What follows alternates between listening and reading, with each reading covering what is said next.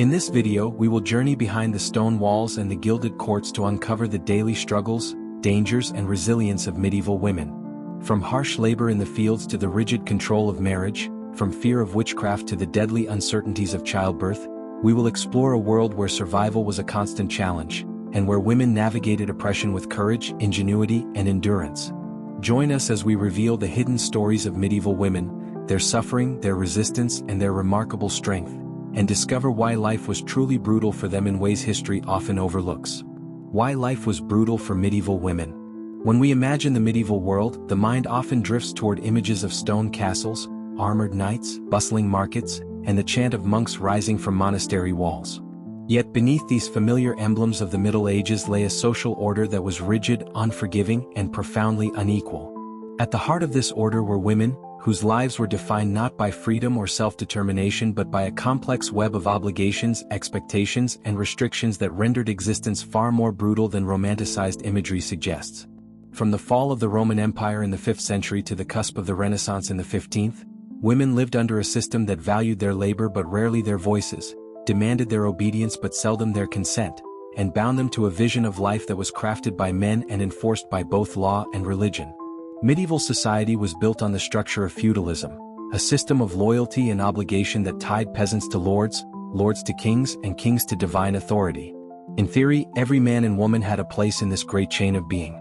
In practice, the chain weighed far more heavily on women, who were denied access to the political, military, and economic arenas where power was exercised. The medieval worldview was steeped in patriarchy. Women were seen, in the words of the influential churchman Thomas Aquinas, as misbegotten males, imperfect versions of men whose bodies and minds were weaker, more prone to sin, and in need of constant oversight. This perspective was not simply rhetoric, it was the foundation of law, custom, and daily life. From birth, a girl's worth was measured by her future roles as daughter, wife, and mother. Unlike boys who might look forward to training for knighthood, the priesthood, or a craft, girls had very little sense of destiny outside the family sphere. Their identities were often tied to the men in their lives, the authority of the father in childhood, the dominance of the husband in adulthood, and the guidance of sons or male kin in widowhood. Few women could own land independently, fewer still could exercise political power. Even in cases where noblewomen temporarily ruled estates or kingdoms, while husbands or sons were away at war, their authority was precarious, always seen as provisional until a man could reclaim the role. The Church, which exerted enormous influence over every aspect of medieval life, reinforced these limitations. Biblical stories of Eve's temptation and fall from grace were repeated endlessly as moral lessons that justified suspicion of women. Priests preached that women were both spiritually dangerous and physically necessary. On the one hand, they could be models of purity, like the Virgin Mary or female saints who renounced earthly desires. On the other, they could be seductresses leading men into sin, their sexuality viewed as inherently threatening. This dual image, Mary or Eve, saint or temptress, narrowed the ways in which women could exist in the cultural imagination. Few real women could live up to the ideal of saintliness, yet many risked condemnation for stepping outside their prescribed roles. One of the most brutal aspects of medieval womanhood was the lack of autonomy. In modern times, we take for granted the idea that individuals can choose whether to marry, pursue education, or seek work. In the Middle Ages, almost none of these choices belonged to women. Marriages were arranged, often while the girl was still a child, and based on the interests of her family rather than her personal preference. A noblewoman might be used as a pawn in political alliances, married off to strengthen her father's position with neighboring lords. A peasant girl might be compelled to marry a man chosen by her family or her lord, ensuring that her labor remained tied to the manor's fields. Love, if it entered into marriage at all, was a secondary consideration, a luxury that belonged more to poets' tales than to real life. Motherhood, too, was less a matter of choice than of fate. A woman's worth was bound to her ability to bear children, particularly sons who could continue the family line. But pregnancy was perilous. Without modern medicine, maternal mortality rates were staggering, and even successful births often left women weakened by infection or complications. Infant mortality was also high, meaning women endured not only the physical dangers of childbirth but the emotional toll of burying children. For a medieval woman, the cradle and the grave were frighteningly close. For those in the lower classes, brutality was even more visible in daily labor. Peasant women were expected to work in the fields alongside men, performing back-breaking agricultural tasks, while also carrying the full burden of domestic chores, cooking, cleaning, spinning wool, brewing ale, and caring for children. Their days stretched from dawn to dusk with little reprieve. In times of famine or war, they were the first to go hungry, as men and lords were prioritized for food rations. For noblewomen, life was materially more comfortable, but not necessarily freer. Managing large households, overseeing servants, and serving as the guardians of family honor meant that their lives were also tightly circumscribed, and their futures dictated by the needs of their lineage rather than their personal dreams. Brutality also came in more overt forms: violence and vulnerability. Women had little legal protection against domestic abuse, which was often considered a husband's right to discipline his wife. Sexual violence was rampant in times of war, when conquering armies routinely treated women as spoils. Even in peacetime, rape was difficult to prosecute, as courts valued the word of men over women. In many regions, women could not testify in their own defense, making justice almost impossible to obtain.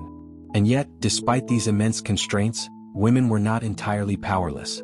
Some carved spaces for agency within convents, where religious life provided opportunities for education, leadership, and relative independence from male authority.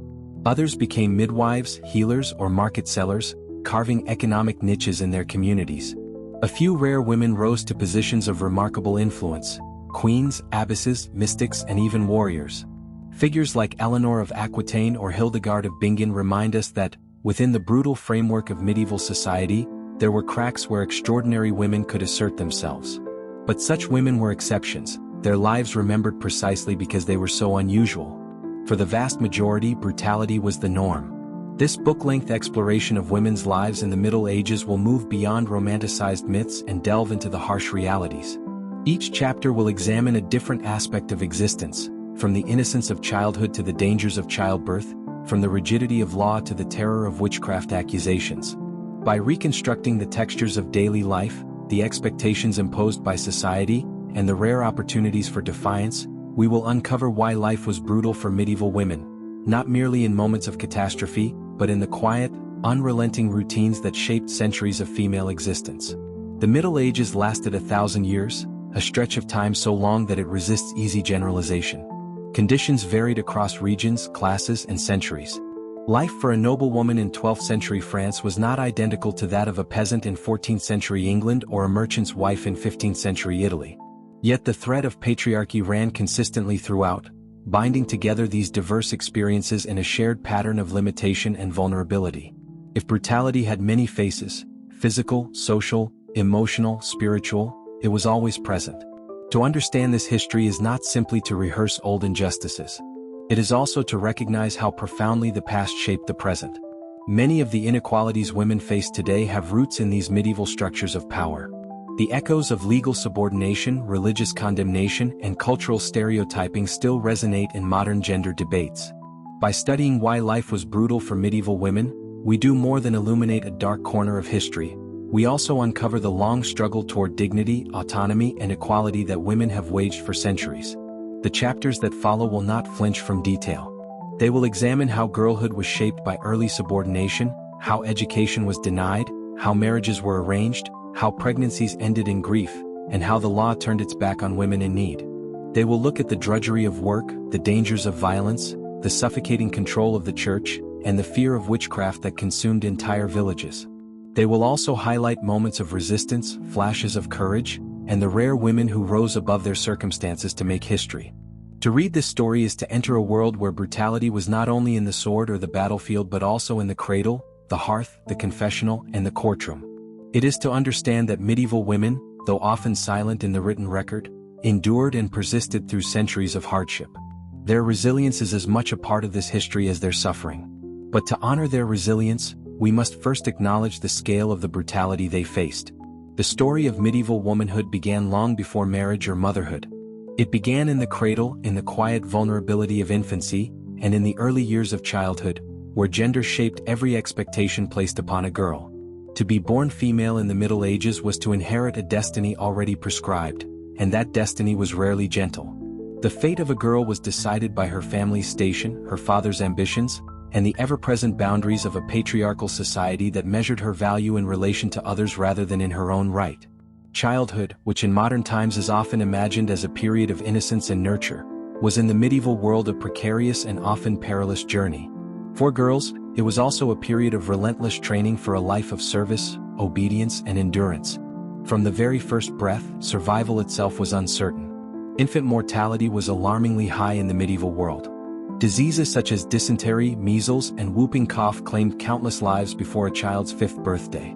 Malnutrition, contaminated water, and poor hygiene only worsened the chances. For girls, survival was sometimes further undermined by cultural preference for sons. Although outright female infanticide was less common in medieval Europe than in some other societies, girls were nevertheless more vulnerable to neglect. A peasant family struggling through famine might prioritize scarce food for their sons, whose labor in the fields was considered more valuable to the household economy. In noble families, daughters were costly investments, requiring dowries and marriages that often drained resources. A girl who survived infancy, therefore, carried both the fragile gift of life and the heavy weight of expectation. Childhood for medieval girls was brief. By the age of 6 or 7, children were often expected to take on real responsibilities within the household. For peasant girls, this meant helping their mothers with domestic chores, fetching water from wells or streams, tending younger siblings, spinning wool, preparing food, and caring for animals. These were not minor tasks. Hauling buckets of water, grinding grain, or washing heavy garments were physically demanding, especially for small hands and growing bodies. Yet the labor was seen as essential training, the first lessons in the endless cycle of work that would define a woman's life. Through such chores, a girl learned not only practical skills but also the fundamental medieval expectation that women were to serve quietly and diligently. For girls of the noble classes, childhood was no less structured, though the tasks differed. A daughter of aristocracy was prepared to manage a household, oversee servants, and embody the virtues of her lineage. From an early age, noble girls were instructed in manners, needlework, music, and piety. They were expected to move with grace, speak with restraint, and internalize the codes of female modesty that marked them as suitable brides for politically advantageous marriages. Unlike peasant girls, they did not toil in fields, but their lives were hardly their own. The walls of castles and manor houses were gilded cages where a girl's every gesture was scrutinized as a reflection of family honor. Education was one of the starkest markers of gender difference in childhood. Boys, depending on class, might be taught Latin, scripture, arithmetic, or even trained for professions in law or the church. Girls, by contrast, were rarely given access to formal schooling. Literacy among women remained low throughout the Middle Ages, a deliberate reflection of the belief that intellectual pursuits were unnecessary, even dangerous for female minds. Some daughters of the nobility learned to read, particularly if they were destined for convent life, but writing was even less common. Reading scripture under supervision was tolerated. Producing ideas in writing was often discouraged. The church, ever fearful of women's unruly tongues, worried that education might embolden them to question their place. Thus, while boys could dream of careers in governance, trade, or theology, girls were largely confined to the domestic realm, their intellectual horizons intentionally narrowed. Yet childhood was not only about labor and training. It was also a period shaped by medieval understandings of morality and discipline. Girls were taught from an early age to fear sin, to guard their chastity, and to obey both earthly and heavenly authority. The story of Eve's disobedience was repeated as a cautionary tale, reminding girls that curiosity and independence could lead to ruin. Mothers, fathers, priests, and tutors all reinforced this moral framework, instilling in daughters the notion that obedience was the highest virtue a woman could possess. This spiritual conditioning was perhaps the most enduring part of childhood, etching into the female psyche a sense of responsibility for her own virtue and, by extension, the spiritual health of the men around her. Play, when it existed, was brief and often gendered. Boys might practice games of strength and skill that prepared them for future roles as soldiers or craftsmen. Girls' play, by contrast, often mimicked domestic tasks, playing with dolls that represented future children, weaving small cloths, or assisting in kitchens in ways that blurred the line between leisure and labor. Such play was not merely innocent pastime, it was another form of preparation for adult roles, reinforcing from the earliest years the boundaries of womanhood. The transition to adulthood came shockingly early by modern standards. A girl was often considered marriageable by the age of 12, and in some cases betrothals were arranged even earlier. Childhood, then, was not a prolonged period of growth but a short prelude to adult responsibility. The medieval legal system reflected this, recognizing the age of 12 as the threshold at which a girl could, in theory, consent to marriage. In practice, consent, was a formality, with decisions made by parents, guardians, or lords. Thus, many girls barely experienced adolescence.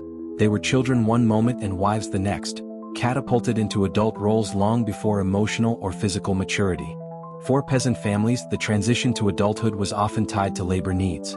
A daughter might be sent to work as a servant in another household, bringing in modest wages or fulfilling obligations to her lord. These years of service exposed young women to new households but also to dangers, particularly of sexual exploitation by masters or fellow servants. For noble families, betrothals and arranged marriages determined the shape of a girl's future, with her body and lineage used as tools for forging alliances. Childhood, in both cases, ended abruptly, not with gradual independence, but with deeper entanglement and obligations to family and society. Even the experience of mother-daughter relationships was shaped by this relentless structure. Mothers passed down practical skills and moral instruction, teaching daughters how to endure the burdens of womanhood. These bonds could be close and nurturing, but they were also tinged with fatalism. A mother who had buried children, suffered through childbirth, or endured an abusive marriage knew all too well what awaited her daughter. Guidance often came with warnings, preparing girls not for joy but for endurance. Fathers, meanwhile, were the ultimate decision-makers, their approval or disapproval determining the shape of a daughter's childhood and the trajectory of her future. Despite the weight of these expectations, not every childhood was devoid of joy. Seasonal festivals, religious feasts, and village gatherings offered moments of respite. Girls might join in dances on holy days, share stories by the hearth, or experience the fleeting freedom of youth before adult responsibilities descended. But these moments were the exception rather than the rule. For most, childhood was not a golden age but a period of preparation for a demanding life ahead. The brutality of childhood for medieval girls was not always visible in dramatic events. It lay instead in its quiet inevitability.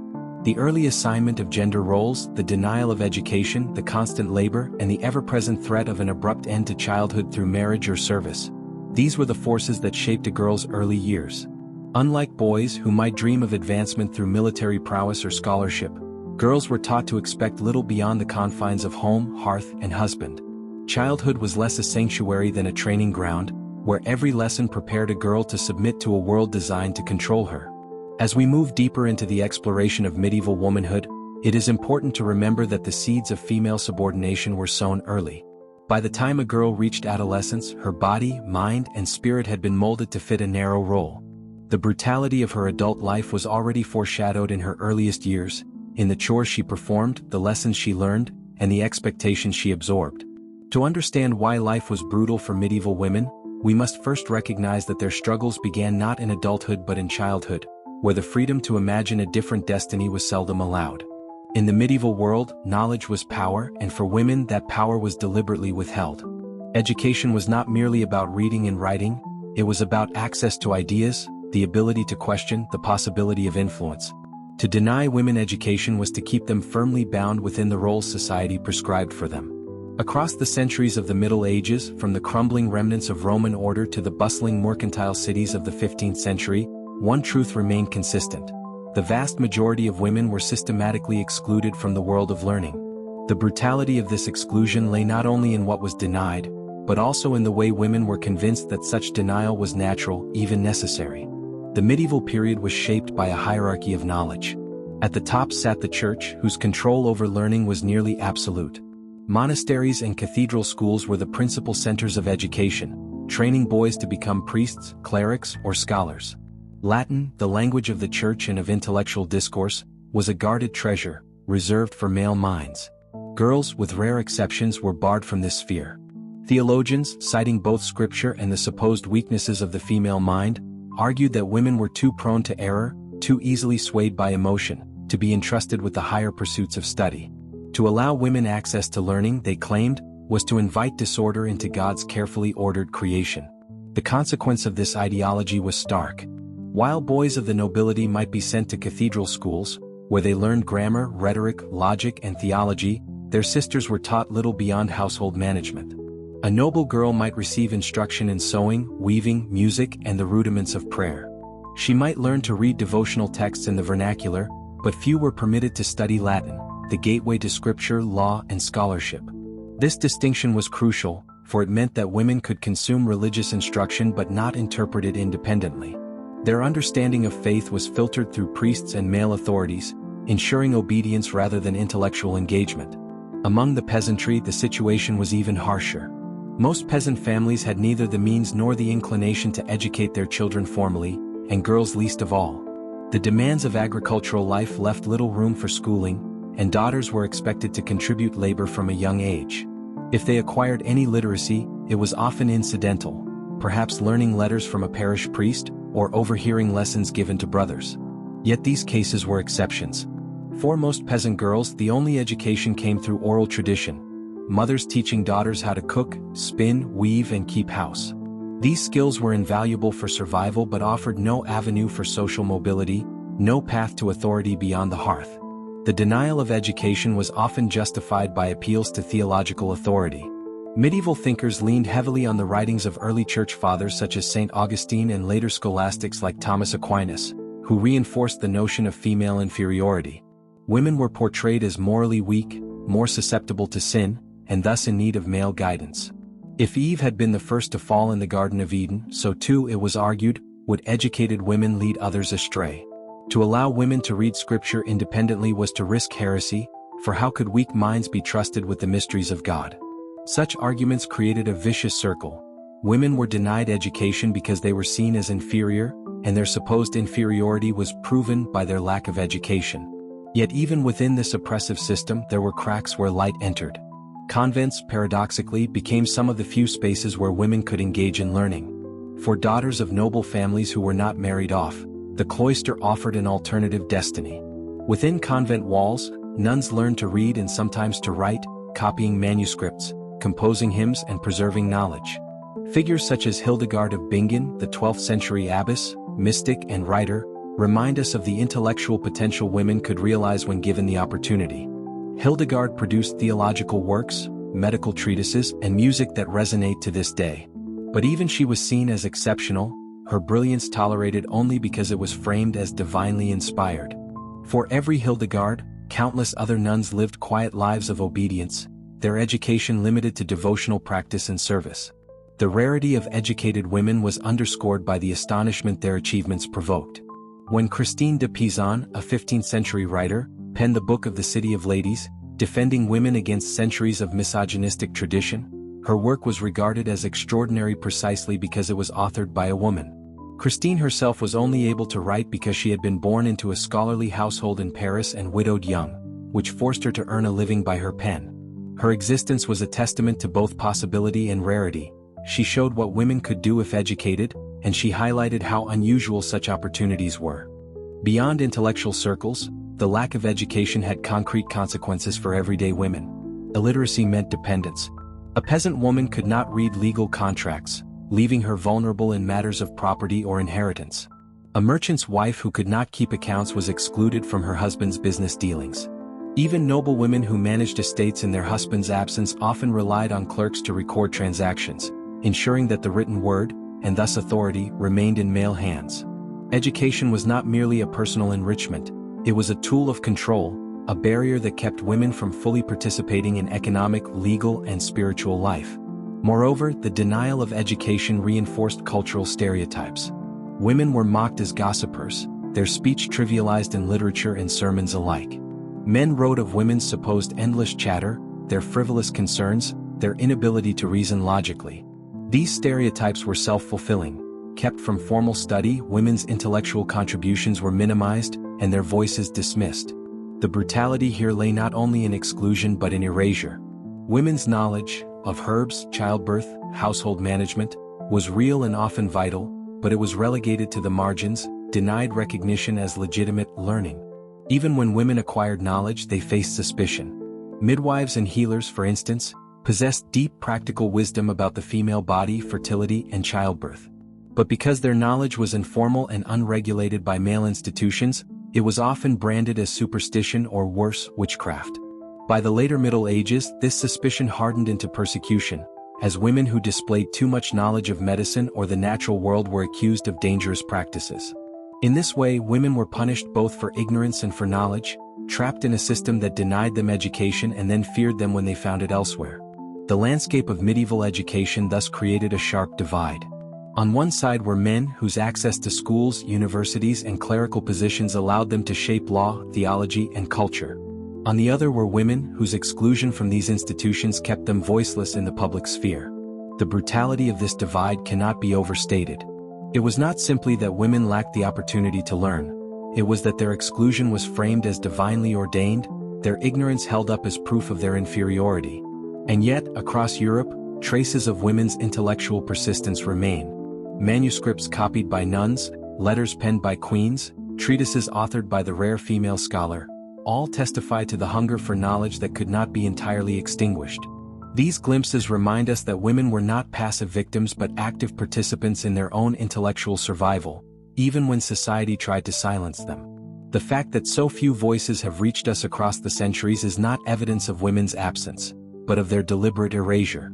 To understand the brutality of medieval women's lives, we must see education not as a peripheral issue but as central. Denying education denied agency, and denying agency entrenched subordination. Childhood had already prepared girls for obedience. The denial of learning ensured that obedience would continue into adulthood. Whether peasant or noble, servant or queen, women were shaped by the limits of what they were allowed to know. And those limits, drawn by men and sanctified by religion, created a world where women's intellectual potential was systematically suppressed. In the medieval world, few destinies were as certain as marriage for women. It was the cornerstone of female existence, the axis around which their lives revolved, and the institution that most clearly revealed the brutal realities of gender inequality. Marriage in the Middle Ages was rarely a private choice born of affection. It was a contract, a transaction, a political tool, and often a burden imposed upon women at a shockingly young age. To marry was to enter into a system in which a woman's body, labor, and loyalty were transferred from her father to her husband, cementing her subordination under the guise of social order and divine will. The framework of medieval marriage was deeply shaped by patriarchal law and church doctrine. Canon law, the body of rules created and enforced by the Catholic Church, defined marriage as a sacred sacrament, indissoluble except by death. This elevated marriage above mere civil contract, framing it as a spiritual bond that mirrored the relationship between Christ and the Church. But in practice, the sanctity of marriage often masked the harsh realities for women. The sacrament was couched in the language of consent, yet true autonomy was rare. A girl might be legally required to consent to her marriage, but her yes was often the product of overwhelming family or social pressure. Consent was more a ritual formality than a genuine choice. Marriage was also an economic arrangement. For noble families, daughters were pawns in the chess game of alliances. Marrying a daughter to a neighboring lord could secure land, peace, or military support. In these unions, the woman herself was a vessel of property exchange, her dowry forming a crucial part of the bargain. A dowry might consist of land, money, or valuable goods, transferred from her family to her husband to support the new household. For the bride's family, this was a costly obligation. For the grooms, it was a source of enrichment. The woman herself had little say in the matter, even though the entire system revolved around her body and her future children. Among the peasantry, the stakes were less grand but no less binding. A peasant girl's marriage was shaped by the needs of her family and the demands of her lord. Lords often had the power to approve or even dictate the marriages of serfs, ensuring that labor on the manor remained stable. A girl might be compelled to marry a man she barely knew, simply to keep her tied to the land. Here too, dowries played a role, though on a smaller scale. A peasant dowry might include livestock, tools, or household goods, practical items essential for survival. In both noble and peasant marriages, the girl's wishes were secondary to the economic and social interests of her community. The age of marriage further highlights the brutality of the institution. Girls were often betrothed in childhood, sometimes as young as 7 or 8, though consummation was typically delayed until puberty. By the age of 12, many girls were considered legally marriageable, and some were wed even before their teenage years. Boys, by contrast, often married later, after establishing themselves in work or inheritance. This age disparity meant that young brides were paired with older husbands, reinforcing power imbalances. A girl who had barely left childhood might suddenly find herself managing a household, enduring pregnancy, and submitting to a husband decades her senior. Within marriage, a woman's autonomy was drastically curtailed. Legally, the doctrine of coverture defined a wife's identity as absorbed into her husband's. She could not own property independently, could not represent herself in court, and could not control her own wages if she worked. Her husband held legal and moral authority over her, a dominance justified by both custom and scripture. The often quoted biblical injunction from Ephesians, "Wives, submit to your husbands as to the Lord," was repeated from pulpit to pulpit, reinforcing the belief that obedience was a wife's duty and command a husband's right. Domestic violence was a grim reality of many marriages. Though church teachings encouraged husbands to treat wives with kindness, secular law often allowed a man to discipline his wife physically. A husband might beat his wife for disobedience, negligence, or perceived disrespect, with little fear of legal repercussion. Courts rarely intervened in cases of domestic abuse, viewing such matters as private household affairs.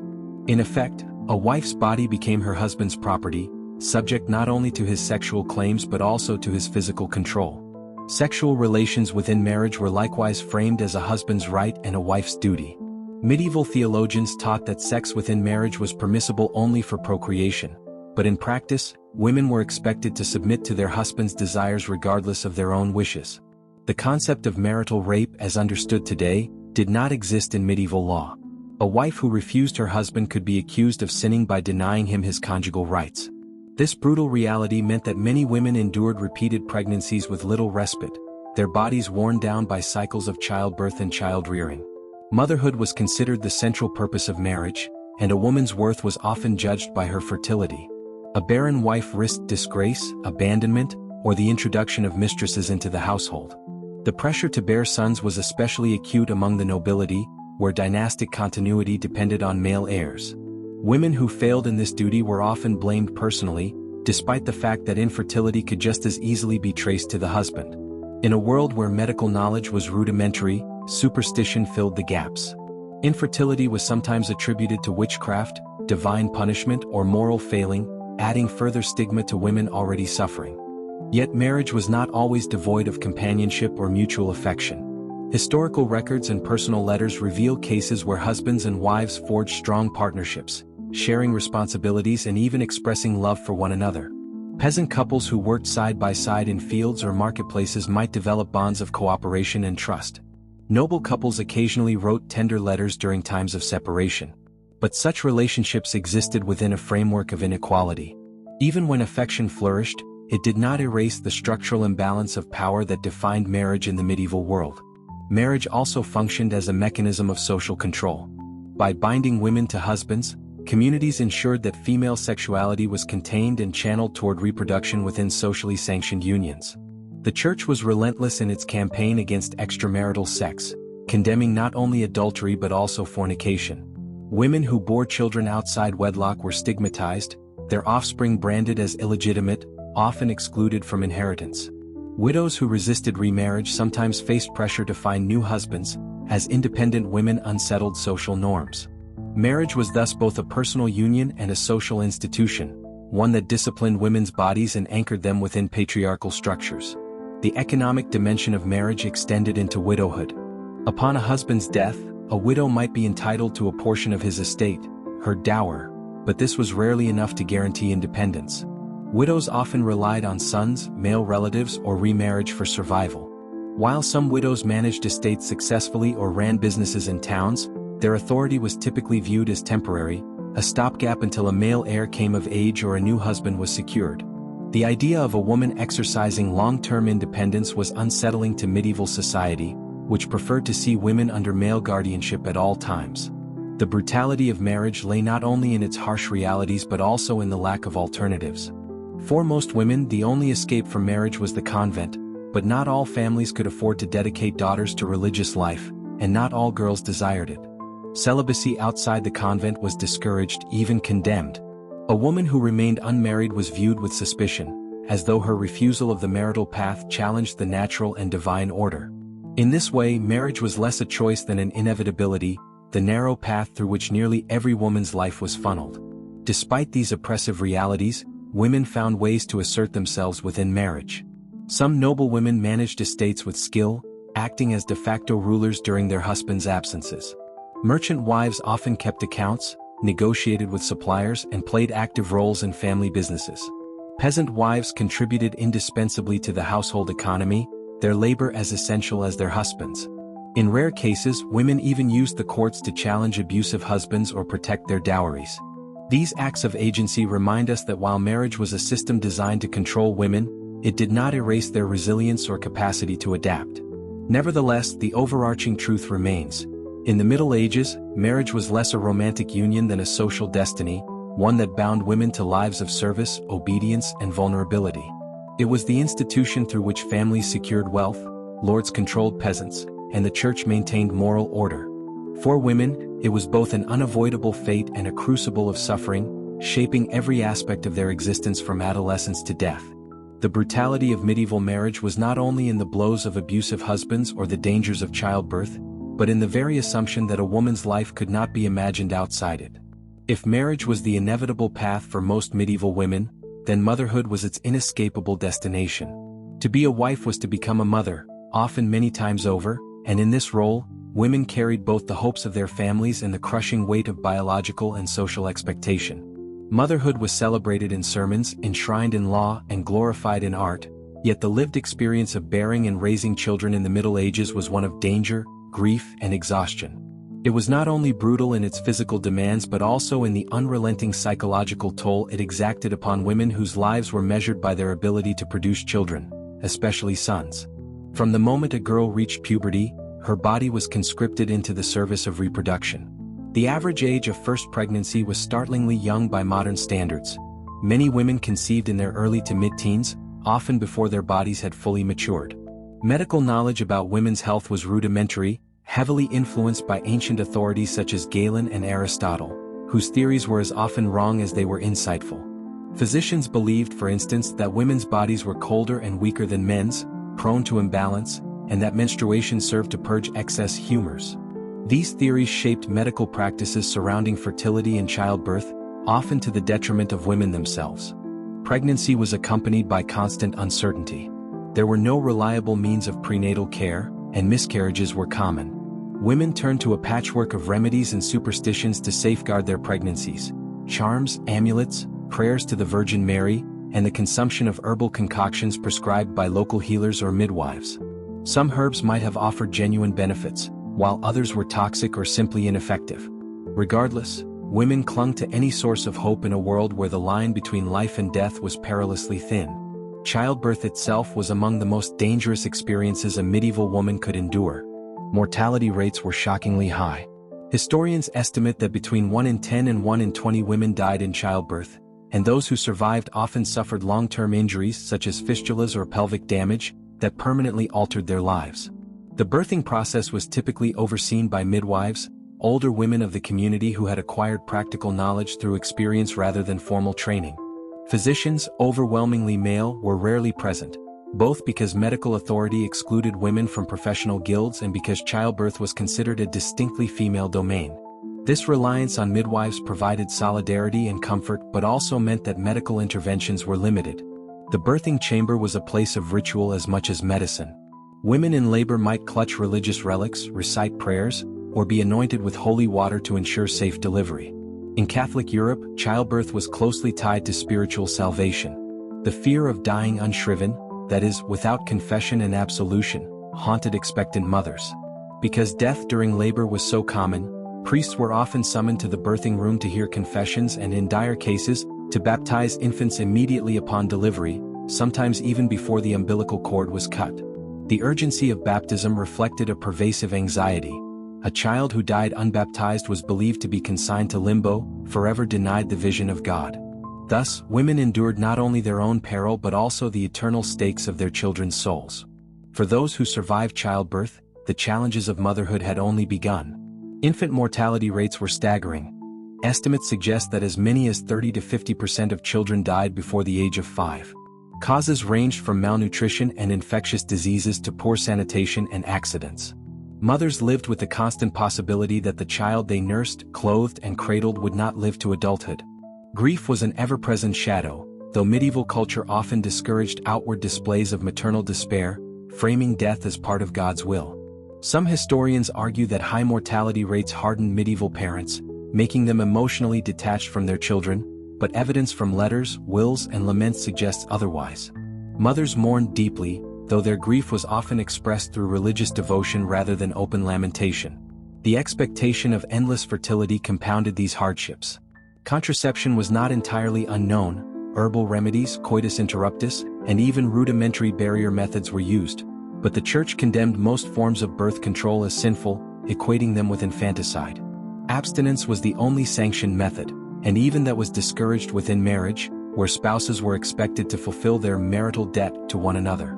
As a result, women often bore child after child, their bodies weakened by successive pregnancies with little time for recovery.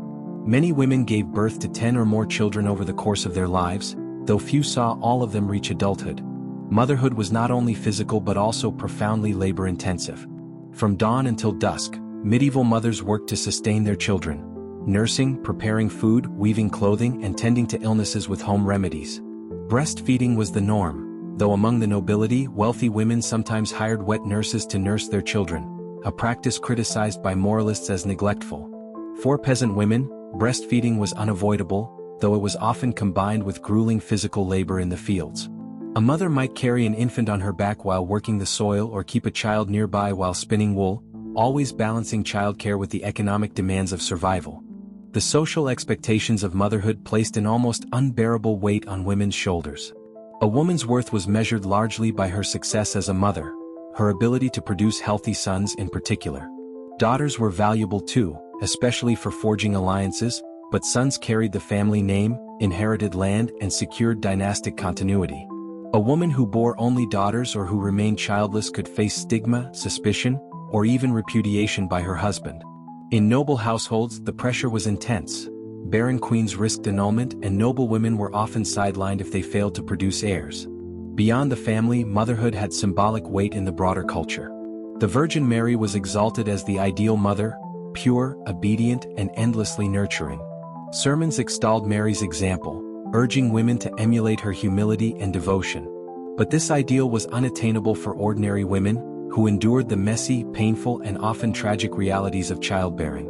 In effect, the Virgin's perfection served as both a source of comfort and a standard against which real mothers could only fall short. The brutality of medieval motherhood was intensified by medical ignorance. Complications such as obstructed labor, breech births, or postpartum infections were often fatal, with no reliable remedies available. Caesarean sections, when attempted, were usually performed only after the mother had died or was dying, in a desperate bid to save the infant's soul through baptism. Knowledge of hygiene was minimal, and the spread of infection in the birthing chamber was common. Practices that we now recognize as dangerous, such as the use of unwashed instruments or contaminated cloths, were widespread, further endangering both mother and child. Despite these grim realities, women developed networks of mutual support. Midwives, grandmothers, and neighbors formed circles of care, offering not only practical assistance but also emotional comfort. These communities of women provided a counterbalance to the isolation of motherhood, sharing wisdom, prayers, and traditions passed down through generations. For many women, the presence of other women in the birthing room or during early childrearing was a lifeline in an otherwise perilous journey. Yet even here, danger lurked. Midwives were sometimes accused of witchcraft, especially when outcomes were tragic. If a baby died during delivery, grieving families might seek someone to blame, and the midwife, as the most visible figure, became a target. The association of women's knowledge with sorcery reflects the precariousness of female authority in a patriarchal society. Women could be indispensable in childbirth yet simultaneously vilified when fate turned cruel. The psychological toll of motherhood cannot be overstated. Women lived in constant fear of death, both their own and their children's. They carried the scars of repeated loss, the exhaustion of unending labor, and the anxiety of meeting societal expectations. And yet they endured. Their resilience, forged in suffering, sustained families and communities through centuries of instability, famine, and war. Medieval society relied utterly upon women's capacity to reproduce and nurture, even as it offered them little protection, recognition, or relief. In sum, medieval motherhood was a paradox, glorified in theory, devastating in practice. It was celebrated in hymns and illuminated manuscripts but lived out in blood, sweat, and tears. It was a vocation imposed by society, sanctified by the Church, and enforced by custom. For women, it was at once a source of meaning and of profound suffering. Few roles better illustrate the brutal realities of medieval womanhood than the relentless cycle of pregnancy, childbirth, and child-rearing, a cycle that claimed countless lives and shaped the destiny of half the population. If motherhood consumed one half of a medieval woman's life, work consumed the other. From the humblest peasant to the most exalted noblewoman, labor was both a necessity and an expectation, though it took dramatically different forms depending on class, region, and circumstance. Yet across the social spectrum, one truth remained constant. Women's work was essential to the functioning of medieval society, and yet it was undervalued, often invisible, and routinely dismissed as secondary to the labor of men. The brutality of this arrangement lay not only in the sheer weight of the toil itself but in the lack of recognition it garnered, rendering women's contributions both indispensable and marginalized. For the majority of women, those born into peasant families, labor meant agricultural work tied directly to survival. The medieval countryside was a world of ceaseless demands. Women rose at dawn, often after nursing infants through the night, and joined their husbands, brothers, or fathers in the fields. They sowed seeds, harvested crops, weeded furrows, and gathered firewood. During harvest seasons, women's labor was particularly vital, as entire villages mobilized to bring in grain before the weather could spoil it. The image of women bent over in fields, backs strained, hands calloused, captures the relentless rhythm of peasant life. This was not occasional assistance. It was central to the household economy, without which families would starve. Yet agricultural work was only part of their burden. Peasant women were responsible for maintaining the household itself, a task as arduous as any field labor. They baked bread, brewed ale, spun wool, and wove cloth, ensuring that their families were fed and clothed. The woman's work of spinning and weaving was so fundamental that medieval literature often used the distaff and the spindle as symbols of femininity itself. These tasks were time-consuming and physically demanding, yet they were dismissed as domestic chores rather than recognized as productive labor. In truth, textile work was a cornerstone of the medieval economy, and women's skill in producing cloth was essential not only to their households but to broader markets. The brewing of ale offers a vivid example of how women's labor intersected with commerce. In much of medieval Europe, brewing was originally a female-dominated activity. Women brewed ale for family consumption, but many also sold it to neighbors, taverns, or traveling merchants. Alewives, as they were called, became familiar figures in medieval towns and villages. Yet their visibility also made them targets of criticism and regulation. As brewing grew more profitable, men began to take over the trade, and guilds, largely male-dominated institutions, restricted women's participation. What had once been women's domain became increasingly closed to them, reflecting a larger pattern. Women pioneered forms of labor that, once monetized, were seized by men. Urban life offered different but equally demanding forms of work. In medieval towns, women participated in a wide array of trades. They worked as seamstresses, laundresses, midwives, and servants. Many women assisted in family businesses, running market stalls or helping husbands in crafts such as baking, tanning, or metalwork.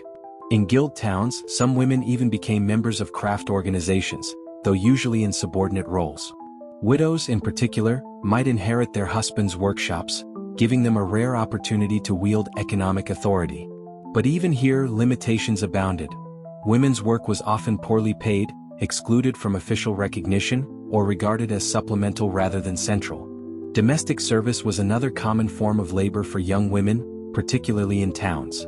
Poor girls often left their family homes to work in wealthier households, cooking, cleaning, and caring for children. While service provided food, shelter, and sometimes wages, it also exposed women to exploitation. Female servants were vulnerable to harassment or assault by male employers, with little legal recourse available. Their labor, though crucial to the functioning of elite households, was often rendered invisible, their identities subsumed within the anonymity of service. At the highest levels of society, noble women were spared the back-breaking toil of the fields but were far from idle. A lady of the manor was expected to oversee the smooth running of vast estates, a responsibility that required both practical skill and managerial acumen. She supervised servants, ensured the storage of food, managed accounts, and organized the distribution of resources. During times of war or her husband's absence, she might assume direct control of the estate, making decisions about agriculture, justice, and defense. Chroniclers sometimes praised noble women for their competence in these roles, yet their authority was always framed as temporary, exercised on behalf of absent men. Women were managers, not masters, their power provisional and contingent. The brutality of women's labor lay not only in its physical intensity but also in the double burden they bore.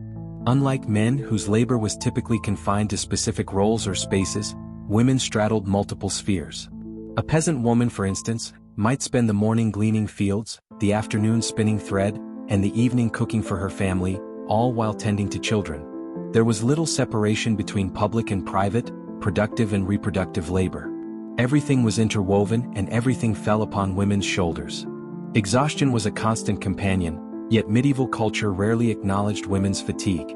Instead, it portrayed industriousness as a moral duty, with laziness condemned as sin. Even leisure activities often carried the mark of labor. Women's festivals and communal gatherings frequently revolved around tasks such as spinning bees, where socializing was combined with productive work. Religious obligations too could overlap with labor. Pilgrimages might be occasions for selling goods, while holy days offered rare breaks from toil but also required elaborate preparations, often managed by women. There was no true escape from work, only variations of it. One of the most telling indicators of the undervaluation of women's labor is the legal and economic framework of the time. Women were often barred from owning property independently, meaning that the fruits of their labor belonged legally to their husbands or fathers. Even when women contributed substantially to a family's wealth, through dowries, inheritance, or trade, their control over these resources was limited.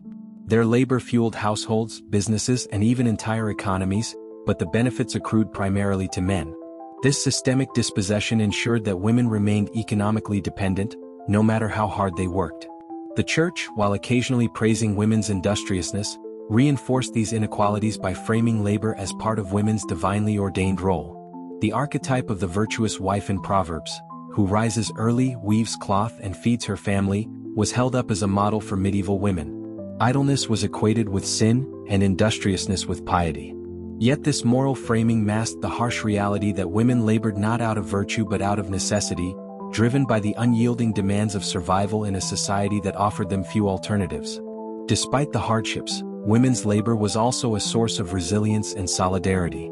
In fields, markets, and workshops, women worked side by side, forging bonds of cooperation and mutual support. These networks allowed women to share knowledge, resources, and protection. In some cases, women even used collective power to challenge unfair treatment, petitioning lords or town councils for relief from excessive burdens. Such acts, though often limited in impact, demonstrate that women were not merely passive victims of labor's brutality but active participants in shaping their own survival strategies. Still, the broader structure remained unyielding. Women's work, though vital, was consistently undervalued, restricted, and exploited. Whether in the mud of the fields, the heat of the kitchens, or the counting rooms of estates, women bore a disproportionate share of the labor that sustained medieval life. And yet, their contributions were rarely acknowledged in chronicles, laws, or histories. The paradox of medieval labor was thus stark. Women worked endlessly, but their work was made invisible by the very society that depended on it. In medieval Europe, the law was not an impartial system of justice but a mirror of the society that created it, deeply patriarchal, profoundly unequal, and often brutal in its treatment of women. From the highest courts of kings to the local tribunals of villages, the legal framework systematically reinforced male dominance while circumscribing women's rights, freedoms, and protections. Where men stood as subjects of law, women often stood as its objects, managed, regulated, and punished not for their individuality but for their gender. The law, far from offering women a shield against injustice, frequently became the very weapon used to enforce their subordination. The roots of this legal inequality lay in two powerful traditions: Roman law and canon law. Roman law, revived and studied in European universities from the 12th century onward, enshrined principles of patriarchy that resonated throughout the medieval world. Under Roman influence, women were viewed as perpetual dependents, requiring guardianship from father to husband to son. Canon law, developed by the Catholic Church, reinforced these notions with theological justifications. Drawing from Scripture, church jurists declared that women, as descendants of Eve, were morally weaker, more prone to sin, and therefore in need of male oversight. Together, secular and ecclesiastical law created a web of restrictions that left women with little recourse to independence or justice. One of the clearest manifestations of this inequality was the doctrine of coverture. According to this principle, a married woman's legal identity was covered by her husband's. She could not own property independently, enter contracts, or sue in her own name. Any wages she earned legally belonged to her husband. This effectively erased married women from the legal landscape, treating them not as individuals but as extensions of their spouses. Widows, temporarily freed from coverture, could sometimes exercise property rights or engage in commerce, but their autonomy was always precarious, subject to reabsorption through remarriage or male guardianship. Even in criminal law, women faced harsher scrutiny and limited protections. Testimony from women was often considered less reliable than that of men, reflecting a deep-seated belief in their supposed irrationality and susceptibility to deception. In some courts, women could not testify at all unless corroborated by male witnesses. This legal bias made it extraordinarily difficult for women to seek justice in cases of assault, theft, or disputes over property. For example, if a woman was raped, the burden of proof rested heavily on her shoulders, and her word carried little weight against that of her assailant. Too often, the law treated sexual violence as a crime against the woman's father or husband, an offense to male honor rather than to the woman herself. Marriage law also exposed the brutality of the system. While the church insisted on mutual consent as the foundation of a valid union, in practice, women's consent was often coerced or disregarded. Once married, a woman had almost no legal grounds to escape the union. Divorce was nearly impossible under canon law, allowed only under rare circumstances such as consanguinity, marriage within prohibited degrees of kinship, or proven impotence. Legal separation might permit a wife to live apart from her husband, but it did not allow her to remarry or reclaim independent status. For women trapped in abusive marriages, the law offered no meaningful escape. Punishment, too, fell disproportionately on women. Sumptuary laws, for example, regulated not only what people could wear but also reinforced gender hierarchy. While men were restricted by class, prohibited from dressing above their station, women's clothing was often policed for morality, with regulations against immodesty or ostentation. Prostitutes were forced to wear distinctive garments marking them as outcasts, their marginalization codified by law. Adulterous wives faced severe penalties, sometimes including public humiliation, mutilation, or death, while adulterous husbands were treated with comparative leniency. The double standard was clear. Women's bodies and reputations were guarded with ferocity, while men's transgressions were tolerated or quietly ignored. The brutality of law against women reached its apex in the witch trials of the later Middle Ages and early modern period. While accusations of witchcraft existed earlier, it was in the 14th and 15th centuries that legal persecution intensified. Women, especially older widows, healers, and midwives, were disproportionately targeted. The infamous treatise Malleus Maleficarum, 1487, written by two Dominican inquisitors, explicitly argued that women were more susceptible to the devil due to their weakness and carnal nature. Courts across Europe used this logic to justify torture, forced confessions, and executions, burning countless women at the stake. Though not all regions engaged in mass witch hunts, the legal framework that allowed them rested on centuries of law and theology that cast women as morally suspect and legally vulnerable. Property law further reveals the systemic bias. Daughters could inherit land or wealth in some regions, but usually only in the absence of male heirs, and even then their rights were precarious. A woman who inherited property typically brought it into her marriage, where it became subject to her husband's control. In cases of widowhood, disputes over dowers and inheritance often dragged women into courts where male relatives and lords contested their claims. Even wealthy widows, who theoretically had more leverage, found themselves besieged by challenges designed to strip them of control. The legal landscape was designed not to empower women but to ensure the continuity of male dominance over land and wealth. Guild laws in towns also curtailed women's economic opportunities. Although women participated in crafts and trades, guild statutes frequently limited their membership or excluded them entirely. Some guilds allowed widows to continue their husbands' businesses, but only temporarily and often under strict supervision. By institutionalizing male dominance in commerce, the law ensured that women's economic contributions remained secondary and precarious. At times, the law reached into the most intimate corners of women's lives. Sexual regulation was a major preoccupation of both secular and ecclesiastical courts. Women accused of promiscuity, adultery, or prostitution were punished harshly, their bodies subjected to public shaming. For example, women convicted of adultery might be paraded through the streets in humiliating garb or forced to endure corporal punishment, while their male partners escaped with fines or minor censure. Even when consensual, sexual relations outside marriage were criminalized primarily as the woman's fault. Lawmakers treated women's sexuality as a threat to social order, something to be contained and controlled through punitive measures. Ironically, the very institutions that marginalized women sometimes provided them with small openings for agency. Ecclesiastical courts, for instance, were occasionally more sympathetic to women than secular ones, especially in cases involving promises of marriage or disputes over dowries. A woman might bring a case claiming that a man had broken his vow to marry her, and the church, concerned with the sanctity of marriage, sometimes ruled in her favor. Similarly, in urban courts, women occasionally used legal petitions to assert rights over property, wages, or abusive treatment. These victories, however, were exceptions that highlighted the general rule. The law was not designed to serve women but to constrain them. The brutality of medieval law against women was thus twofold. It actively punished them for transgressions while passively failing to protect them from harm. A woman beaten by her husband had little hope of legal redress. A woman raped by a stranger had to overcome impossible burdens of proof. A woman who dared to live independently faced suspicion and restrictions. At every turn, the law confirmed the message preached from pulpits and reinforced in custom. Women were to be controlled, not empowered. And yet, women lived within this framework, navigated its traps, and sometimes exploited its gaps. They filed petitions, sought sympathetic judges, and leaned on networks of kin and community to defend their interests. Their stories remind us that the law, though oppressive, was not always absolute. But the larger truth remains. For most medieval women, the law was not a shield of justice but a set of chains, binding them to a life of dependence, vulnerability, and subordination. In medieval Europe, the church was the supreme authority, shaping society, politics, and morality, and nowhere was its influence more invasive than in the lives of women. While men were guided by law and custom, women were often subjected to both secular and ecclesiastical oversight, creating a double layer of control that permeated every aspect of their existence.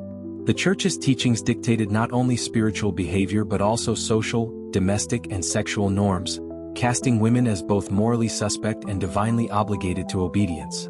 Its grip was unrelenting, and its authority both sanctioned and enforced the subjugation of women in ways that were subtle, pervasive, and profoundly brutal.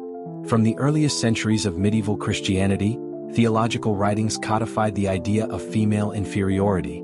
Influential church fathers such as St. Augustine described women as morally weaker, more prone to temptation, and responsible for the original sin of humanity through Eve.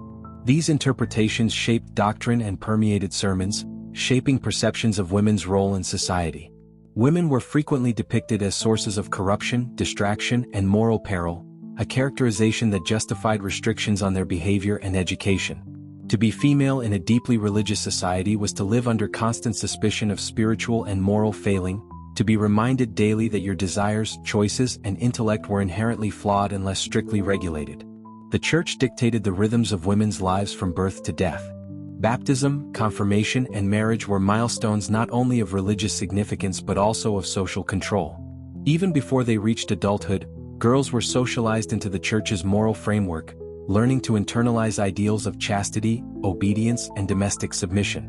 Religious instruction, delivered in monasteries, parish schools, or the home, emphasized virtues of modesty, humility, and piety while discouraging curiosity, assertiveness, or intellectual ambition. The goal was not simply spiritual development but the formation of a compliant female population whose behavior aligned with ecclesiastical and societal expectations. The church's regulation of sexuality was particularly pervasive.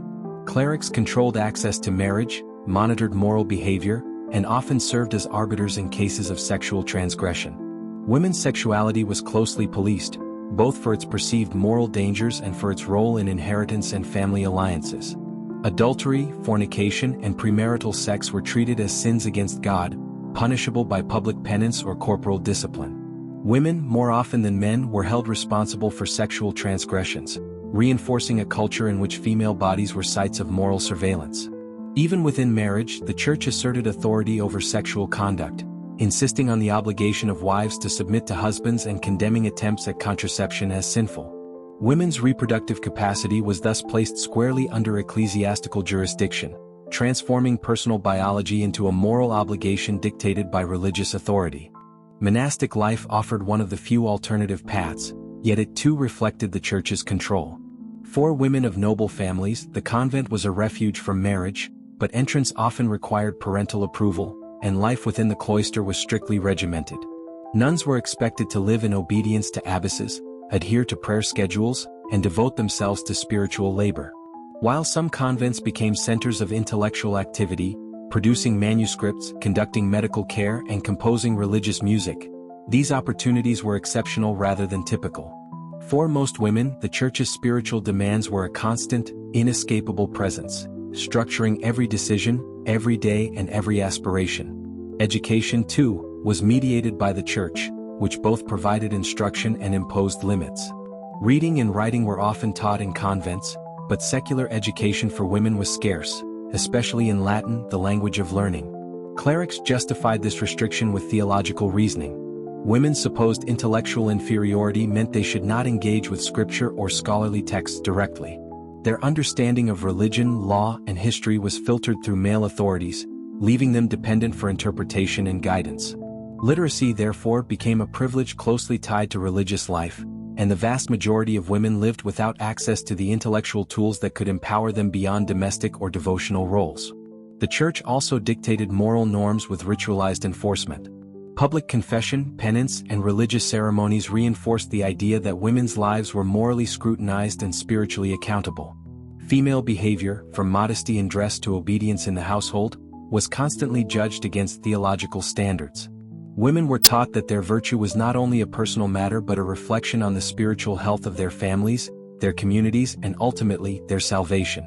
Disobedience or transgression invited social censure, spiritual condemnation, or even legal punishment, intertwining religious and secular authority in a web of control. At the same time, the church's teachings offered ideals that were both aspirational and punishing. The Virgin Mary, venerated as the perfect woman, mother, and intercessor, became the standard against which all women were measured. Mary's purity, obedience, and spiritual devotion were celebrated in art, liturgy, and doctrine, yet they were fundamentally unattainable for ordinary women. Mothers endured the risks of childbirth, peasant women labored endlessly in fields, and noble women managed households or estates, all without the promise of spiritual perfection. The veneration of Mary thus reinforced a paradox. Women were expected to emulate divine ideals while living in conditions that made them physically and psychologically vulnerable. The church also influenced women's economic and social autonomy. It regulated inheritance, dowries, and marriage arrangements, ensuring that family property remained under male control. Women's access to work was often circumscribed by religious law or moral prescription. Trades that were female-dominated, such as brewing or textile production, were increasingly subsumed under male-dominated guilds with church approval. Women's labor was necessary, yet the moral and institutional framework of the church ensured that they remained subordinate in both spiritual and material spheres.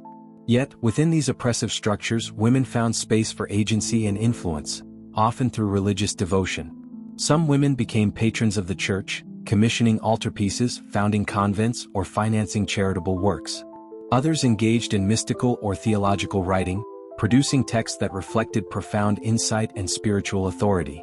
Figures such as Hildegard of Bingen, Julian of Norwich, and Mechthild of Magdeburg exemplify the rare women whose voices penetrated male-dominated religious structures, asserting intellectual and spiritual influence while navigating constraints imposed by church hierarchy. These examples were exceptional, but they highlight the potential for agency even within tightly controlled systems. Ultimately, the church's grip on women was totalizing. It shaped their morality, dictated their behavior, limited their education, sanctioned their marriages, and monitored their bodies. Its authority justified male dominance, reinforced legal and social inequalities, and framed obedience as a spiritual duty. Women's lives were inseparable from ecclesiastical oversight, their actions judged against divine law as interpreted by men. The church provided spiritual meaning and social cohesion, yet its control over women's lives was a profound instrument of oppression, intertwining religious authority with social, legal, and economic domination. The brutality of this control was subtle as well as overt. Women internalized these norms, learning from a young age to accept subordination as natural, obedience as virtuous, and intellectual or social ambition as dangerous. Spiritual discipline became a tool of social discipline, shaping women's identities in ways that left them vulnerable, constrained, and morally accountable to male-dominated institutions. The church's grip, therefore, was not only external but internalized, creating generations of women whose lives were circumscribed by doctrine, ritual, and cultural expectation. In medieval society, violence was an ever-present reality, and for women, it was both systemic and intimate. From the public arenas of war and feuding to the private spheres of home and family, women's lives were shaped by the constant threat of physical, sexual, and psychological harm. The brutality of medieval existence, already compounded by restrictive laws, labor, and religious control, became starkly tangible in the vulnerability women faced to aggression, often without legal protection or social recourse. Violence was not incidental to their lives. It was woven into the very fabric of a society that prioritized male authority, honor, and dominance over female security. Among the most visible sources of danger were wars, raids, and feuds that swept through towns, villages, and countryside alike. Women were rarely combatants, yet they suffered as casualties of military conflict. Armies passing through rural areas seized food, burned homes, and took livestock, leaving women and children exposed to starvation and disease. Women were often forced to flee, carrying infants and elderly family members through unfamiliar terrain, vulnerable to exposure and assault. Those captured by hostile forces faced the horrifying possibility of sexual violence or forced servitude, sometimes as war captives or hostages intended to secure alliances or ransom. Chroniclers of the period occasionally recorded such incidents, often glossing over the women's suffering while emphasizing the honor lost by male relatives. Even within the home, which might be assumed to be a refuge, women were vulnerable to domestic violence. The legal doctrine of coverture rendered married women dependent on their husbands, and with this dependence came the tacit acceptance of corporal punishment. A husband might strike or otherwise physically discipline his wife with little fear of legal reprisal, a practice justified both by custom and, at times, by religious instruction. Clerics counseled moderation but rarely condemned the principle of male authority outright. Women bore these punishments silently or relied on familial networks for protection, but the societal framework offered few remedies, leaving many trapped in cycles of abuse. Sexual violence was another pervasive threat. The concept of marital rape did not exist in medieval law, meaning women had no legal means to refuse sexual advances from husbands. Outside of marriage, rape was treated as a crime, but prosecutions often favored male interests over female victims. In many regions, a woman's testimony was insufficient to secure justice without male witnesses. Families were often more concerned with the impact of sexual violence on honor, inheritance, and marriageability than with the trauma inflicted upon the woman herself. Victims risked social ostracism, economic instability, and even legal punishment if accused of complicity or immorality. In this way, the threat of sexual violence was both immediate and socially reinforced, creating a climate in which women were never fully safe. The vulnerability of women extended to children and widows, who occupied particularly precarious positions. Female children were exposed to exploitation through early marriage, labor, or sexual abuse, while widows faced threats from male relatives or opportunistic neighbors seeking to seize property. The death of a husband, far from offering relief, could plunge a woman into legal and social precarity. Widows often had to navigate disputes over dowers, inheritance, and remarriage, while simultaneously protecting themselves and their children from physical or economic harm. Their vulnerability was structural, tied to property laws, social hierarchies, and community norms that prioritized male advantage. The legal system, rather than mitigating these risks, often compounded them. Women's testimony was frequently discounted, and punishments for aggressors were unevenly applied. In some cases, communal norms substituted for formal law, with women expected to endure violence quietly, relying on prayer, social networks, or domestic negotiation. A peasant woman might appeal to her lord or local elders if assaulted, but outcomes depended largely on her status, the standing of her family, and the temperament of male authorities. Noble women fared slightly better, using influence, patronage, or appeals to the king or church, but even their protections were limited and contingent. Violence, in other words, was both sanctioned and tolerated by the very systems that govern women's lives. Religious institutions also shaped perceptions of violence and vulnerability. Women were often taught that suffering was part of God's plan, that endurance of hardship was virtuous, and that submission could ensure spiritual salvation. While this moral framework provided a measure of psychological consolation, it also reinforced passivity, discouraging resistance or advocacy. Religious texts, sermons, and devotional literature frequently portrayed women as inherently fragile, morally weak, and in need of male guidance, legitimizing their exposure to violence and constraining their responses to it. The Church's teachings framed vulnerability as a moral and spiritual condition, further embedding the brutality of social structures into the consciousness of women themselves. Economic dependence intensified vulnerability. Women who labored in the fields, workshops, or households relied on male authority for wages, protection, and survival. Domestic servants were particularly exposed, often living in close quarters with employers, susceptible to harassment, and legally powerless to protest abuse. Women working in markets or urban crafts could also face theft, assault, or harassment with limited recourse. Economic vulnerability thus intersected with physical danger, creating a layered form of oppression in which women's labor, property, and bodies were simultaneously exploited and unprotected. Violence was also instrumentalized as a tool of social control. Communities monitored women's behavior closely, punishing deviation from norms with public shaming, corporal discipline, or legal penalties. Adultery, gossip, and disobedience could provoke attacks sanctioned by both law and custom. Women's reputations were fragile, and violence, whether physical, social, or economic, served to reinforce obedience and deter independence. In this sense, brutality was not merely incidental but a deliberate mechanism to maintain patriarchal hierarchies. Yet despite the pervasive danger, women demonstrated remarkable resilience and agency. They formed networks of mutual protection, relying on kin, neighbors, and other women to provide shelter, advice, and defense. Communities of women, such as those found in convents, markets, or villages, could collectively resist aggression, negotiate disputes, and support one another in the face of systemic vulnerability. Some women petitioned lords, courts, or ecclesiastical authorities for protection or justice, asserting their presence within a legal framework that often sought to silence them. These acts of resistance, whether subtle or overt, reveal that women were not merely passive victims of violence but active navigators of a hostile world.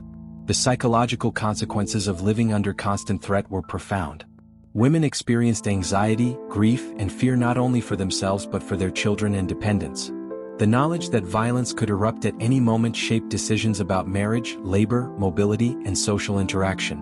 Women had to negotiate risk constantly, balancing survival with obligations imposed by family, church, and society. This perpetual state of vigilance exemplifies the intersection of physical brutality and social oppression in medieval womanhood. In sum, violence and vulnerability were not exceptional conditions in medieval women's lives but structural realities. The combination of legal dependency, economic precariousness, social norms, and religious ideology created a context in which physical and psychological harm was constant, normalized, and rarely remediated. The brutality of this environment was compounded by its invisibility. Chroniclers, laws, and religious texts often minimized or justified women's suffering. Yet despite these dangers, women endured, resisted, and adapted, finding ways to survive, protect their families, and assert agency even in the face of pervasive threats. The experiences of medieval women were far from uniform. The brutality of their lives was filtered through the prism of class. While all women faced constraints imposed by law, custom, and religion, the daily realities of noble women and peasant women were profoundly different, each shaped by social expectations, economic conditions, and political imperatives. Examining these contrasts reveals not only the multiple layers of oppression women endured but also the nuanced ways in which privilege and vulnerability intersected, producing divergent, yet equally demanding life paths. Noble women, born into wealth and status, were enmeshed in a world of political and social obligation. Their lives were defined by dynastic concerns, marriage alliances, and estate management.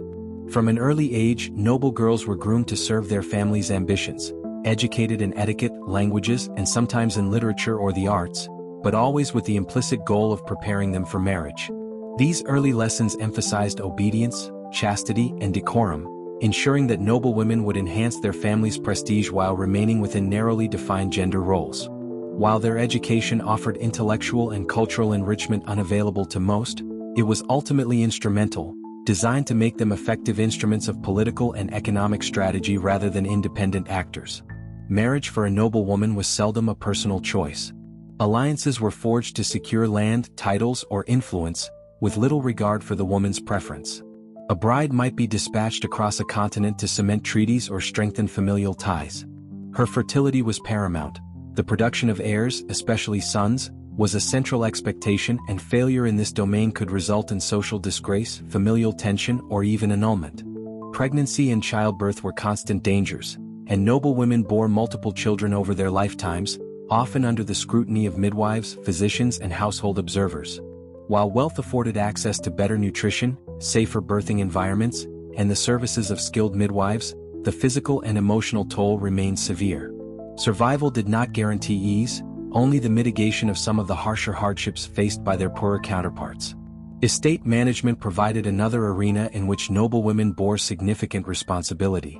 When husbands were away on military campaigns or political business, wives assumed control of vast estates, overseeing agricultural production, accounting, and the supervision of tenants and servants. This work demanded competence, authority, and resilience, yet recognition for such labor was limited. Chroniclers occasionally praised the capable lady of the manor, but legal and social frameworks kept ultimate power firmly in male hands. The authority of noblewomen was often provisional, contingent upon the absence or incapacitation of their husbands. Despite wealth, education, and influence, they were still subject to patriarchal oversight, their accomplishments framed as extensions of male authority rather than individual achievement. By contrast, peasant women's lives were dominated by physical labor and economic necessity. Born into subsistence households, they worked in the fields, tended livestock, spun wool, and prepared food, all while raising children. Unlike noble women, whose labor was intertwined with social prestige and estate management, peasant women's toil was essential for survival. From dawn until dusk, they performed exhausting work with little respite, their contributions vital to the household and the local economy yet largely invisible to chroniclers and officials. The intensity of this labor, combined with repeated pregnancies and high infant mortality, made the life of a peasant woman physically brutal and psychologically taxing. Marriage for peasant women, while not entirely devoid of choice, was often dictated by economic and practical considerations. Families arranged unions to consolidate land, labor, or resources. Young women were expected to begin childbearing early, contributing to household labor through both reproductive and productive work. The overlap of domestic duties with field labor exemplifies the double burden that defined peasant women's lives. They were simultaneously producers, caregivers, and household managers, with little recognition or relief. In comparison to noble women, peasant women's scope of action was narrower, their autonomy limited by economic dependence, social custom, and the pressing demands of subsistence. Despite the disparities in wealth and social standing, both groups of women shared certain vulnerabilities. Legal constraints, religious obligations, and social norms circumscribed female behavior across classes. Noble women might face imprisonment or annulment for defying marital expectations. Peasant women could be publicly shamed or physically punished for disobedience or perceived moral failings. Both were subjected to the constant scrutiny of patriarchal authority: fathers, husbands, local lords, and ecclesiastical officials. Even the comforts afforded by class did not insulate women from the pervasive expectations of chastity, obedience, and dutiful labor, illustrating that privilege could soften but not eliminate the pressures of gendered subjugation. One striking area of contrast was education and intellectual life. Noble women had access to tutors, literacy, and sometimes philosophical or theological instruction, allowing them a degree of intellectual engagement and cultural participation denied to peasant women. They could correspond with other elites, manage estates with administrative skill, and engage in artistic or literary pursuits. Peasant women, by contrast, relied primarily on oral instruction, practical skills, and experiential knowledge. Their expertise, agriculture, animal husbandry, domestic production, was indispensable to survival, yet it was undervalued socially and ignored in formal records. The divergence in access to education highlights the ways in which class shaped opportunity, even within the shared experience of systemic patriarchal restriction. Labor also differed in visibility and social recognition. Noble women's estate management, correspondence, and patronage could confer status and influence, though always mediated by male authority. Peasant women's work, though essential, was physically demanding, relentless, and largely unacknowledged outside the household or village. Both groups performed indispensable labor, yet the social acknowledgement, autonomy, and long-term benefits associated with that labor were deeply unequal. Class determined not only the type of work women performed but also how society valued or ignored that work. Health and mortality present another area of divergence. Noble women had access to better nutrition, cleaner living conditions, and experienced midwives or physicians, mitigating some risks associated with childbirth and disease. Peasant women faced harsher living conditions, higher infant and maternal mortality, and exposure to the elements and overwork. Yet for both groups, pregnancy, childbirth, and child-rearing remained dangerous, demanding, and central to women's social roles. Even wealth could not fully protect women from the physical realities of reproduction or the psychological strains of repeated loss and responsibility. Religion and moral expectation functioned as a common thread across class. Both noble and peasant women were subject to the church's teachings, which emphasized obedience, piety, and the subordination of personal desire to family and spiritual duty. While noble women might have more resources to engage in devotional practices, both groups were constrained by the same moral codes, censures, and rituals. Sin, virtue, and salvation were measured against standards that framed female behavior as morally and spiritually suspect unless rigorously disciplined. The church's authority, intertwined with social norms and legal structures, maintained the patriarchal order across classes. Despite these differences, women of all classes exhibited resilience, resourcefulness, and agency within their constrained worlds. Noble women leveraged marriage, correspondence, and estate management to assert influence and protect family interests. Peasant women navigated labor, social networks, and communal strategies to ensure survival and provide care for children and dependents. Both groups negotiated patriarchal expectations, finding ways to endure hardship, manage households, and preserve knowledge, even as social structures sought to limit their autonomy. Their resilience underscores the complexity of medieval womanhood, revealing that oppression, while ubiquitous, was neither total nor uncontested. In conclusion, the contrast between noble women and peasant women illuminates the intersections of class and gender in medieval society. Class determined daily experience, labor, access to education, and protection from physical harm, but it did not exempt women from patriarchal authority, social expectation, or religious oversight. Noble women experienced political and domestic pressures alongside labor and reproductive demands, while peasant women bore the brunt of physical toil and subsistence responsibilities. Both faced legal, moral, and social constraints, illustrating that gendered oppression transcended wealth and status, shaping every facet of medieval female life. By understanding these class-based differences, we gain a richer appreciation of the complexity, hardship, and resilience that defined women's existence during this period. In the medieval world, the female body was a site of both fascination and fear, medical inquiry and moral judgment, rendering women uniquely vulnerable to the limitations of contemporary medicine and social understanding. Medical knowledge was rudimentary, often guided by superstition, religious interpretation, and humoral theory rather than empirical science, leaving women to navigate pregnancy, childbirth, and disease with scarce effective remedies. For women of all classes, the body was a battleground, biologically frail in the eyes of physicians, socially scrutinized by church and community, and physically taxed by labor and reproduction. The consequences of illness, injury, and maternal mortality shaped their lives profoundly, creating conditions that were as brutal as they were inescapable. The prevailing medical framework in medieval Europe was rooted in the humoral theory of Galen, which posited that health depended on the balance of four bodily fluids: blood, phlegm, black bile, and yellow bile. Women were often classified as inherently colder and wetter than men, a biological judgment that carried moral and medical implications. Physicians claimed that women's supposed coldness made them physically weaker, more prone to disease, and emotionally unstable. Gynecological complaints were frequently interpreted not as medical issues but as indicators of moral or spiritual deficiency, reinforcing the perception that women's bodies were both defective and dangerous. Even the menstrual cycle, a natural physiological process, was medicalized and moralized, viewed as a potential source of imbalance and a sign of susceptibility to sin or disease. Childbirth was perhaps the most perilous aspect of a woman's life, shaping both daily existence and long-term health outcomes. Maternal mortality rates were alarmingly high, with estimates suggesting that 1 in 5 women died in childbirth during certain periods. The risks were magnified for peasant women, who faced repeated pregnancies with inadequate nutrition, exposure to harsh labor, and minimal access to skilled care. Noble women, while afforded midwives, safer birthing chambers, and better nutrition, were not immune. Labor was physically exhausting and unpredictable, with complications such as hemorrhage, obstructed labor, and infection frequently resulting in death for mother, child, or both. Midwifery was a profession dominated by women, blending practical knowledge, herbal remedies, and ritualized practices. Yet even skilled care could not overcome the structural limitations of medieval medicine. Herbal medicine provided one of the few resources for women, particularly in rural areas where access to physicians was limited. Women relied on locally available herbs, poultices, and decoctions to treat infections, ease menstrual discomfort, and aid childbirth.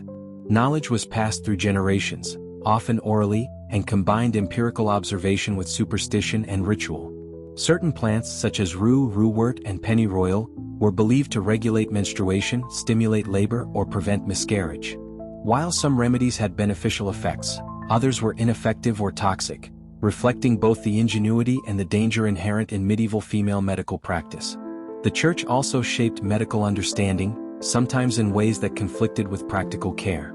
Female illness was often interpreted as a sign of spiritual weakness or divine punishment, particularly for reproductive or sexual disorders. Confessors, clergy, and even physicians might frame complaints of infertility, irregular menstruation, or pelvic pain as evidence of moral failing, reinforcing the subordination of women's physical experiences to spiritual authority. Religious remedies such as prayer, pilgrimage, and amulets were commonly employed alongside, or instead of, medical treatments. This duality, between spiritual and physical care, often limited women's access to effective interventions, while reinforcing the idea that their bodies were morally suspect and inherently fragile.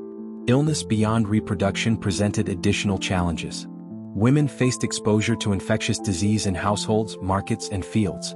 Epidemics such as the Black Death magnified vulnerability, as women were often responsible for caregiving, nursing the sick, and managing households, increasing their risk of contagion. Physicians, overwhelmingly male, often prioritized male patients or treated women differently based on assumptions about weakness and temperament. Surgical interventions were rudimentary, antiseptic knowledge was absent, and anesthesia was virtually non-existent. Treatments ranged from bloodletting to the application of leeches, herbal compresses, or ritualized charms, reflecting a combination of scientific theory, superstition, and social hierarchy that left women disproportionately exposed to the risks of misdiagnosis, ineffective treatment, or outright harm. Menstruation and reproductive cycles further shaped women's social and medical experiences. Periods were sometimes seen as polluting, requiring separation from religious activities, food preparation, or sexual activity. Abnormal bleeding or irregular cycles could provoke suspicion of sin, illness, or moral failure. Women's reproductive systems were viewed as inherently unstable, prone to imbalance, and linked to emotional excess, shaping medical advice that emphasized regulation, discipline, and control. The medicalization of the female body reinforced social norms, justifying male oversight, restricting autonomy, and transforming natural biological processes into sources of moral and physical vulnerability. Mental health was similarly constrained by the prevailing medical and cultural paradigms. Conditions such as hysteria, depression, or anxiety were often interpreted as bodily or spiritual failings, particularly in women. The term hysteria, derived from the Greek word for uterus, reflected the belief that women's reproductive organs caused emotional instability. Treatments ranged from herbal remedies and purgatives to ritualized penance or confinement, highlighting the intersection of medical misunderstanding, social control, and gendered prejudice. Women's experiences of psychological suffering were frequently dismissed or pathologized, their agency and testimony undermined by cultural assumptions about female weakness and irrationality. Despite these dangers, women were not passive sufferers. Midwives, herbalists, and women caregivers developed extensive knowledge of anatomy, physiology, and practical medicine, often transmitting skills orally within families or communities. Noble women sometimes educated themselves in medical texts, managed health care on estates, and commissioned treatments for themselves and dependents. Peasant women relied on community expertise, shared remedies, and practical observation to navigate illness and childbirth. These networks reflect a resilience that allowed women to exert some control over their health, even within a system largely designed to limit their autonomy and understanding. Nutrition and labor also played critical roles in health. Peasant women endured physically demanding work while maintaining caloric intake often insufficient for their exertion. Noble women, though better nourished, faced the paradox of sedentary refinement, dietary excess, and social expectation, which could lead to obesity, weakness, or reproductive complications.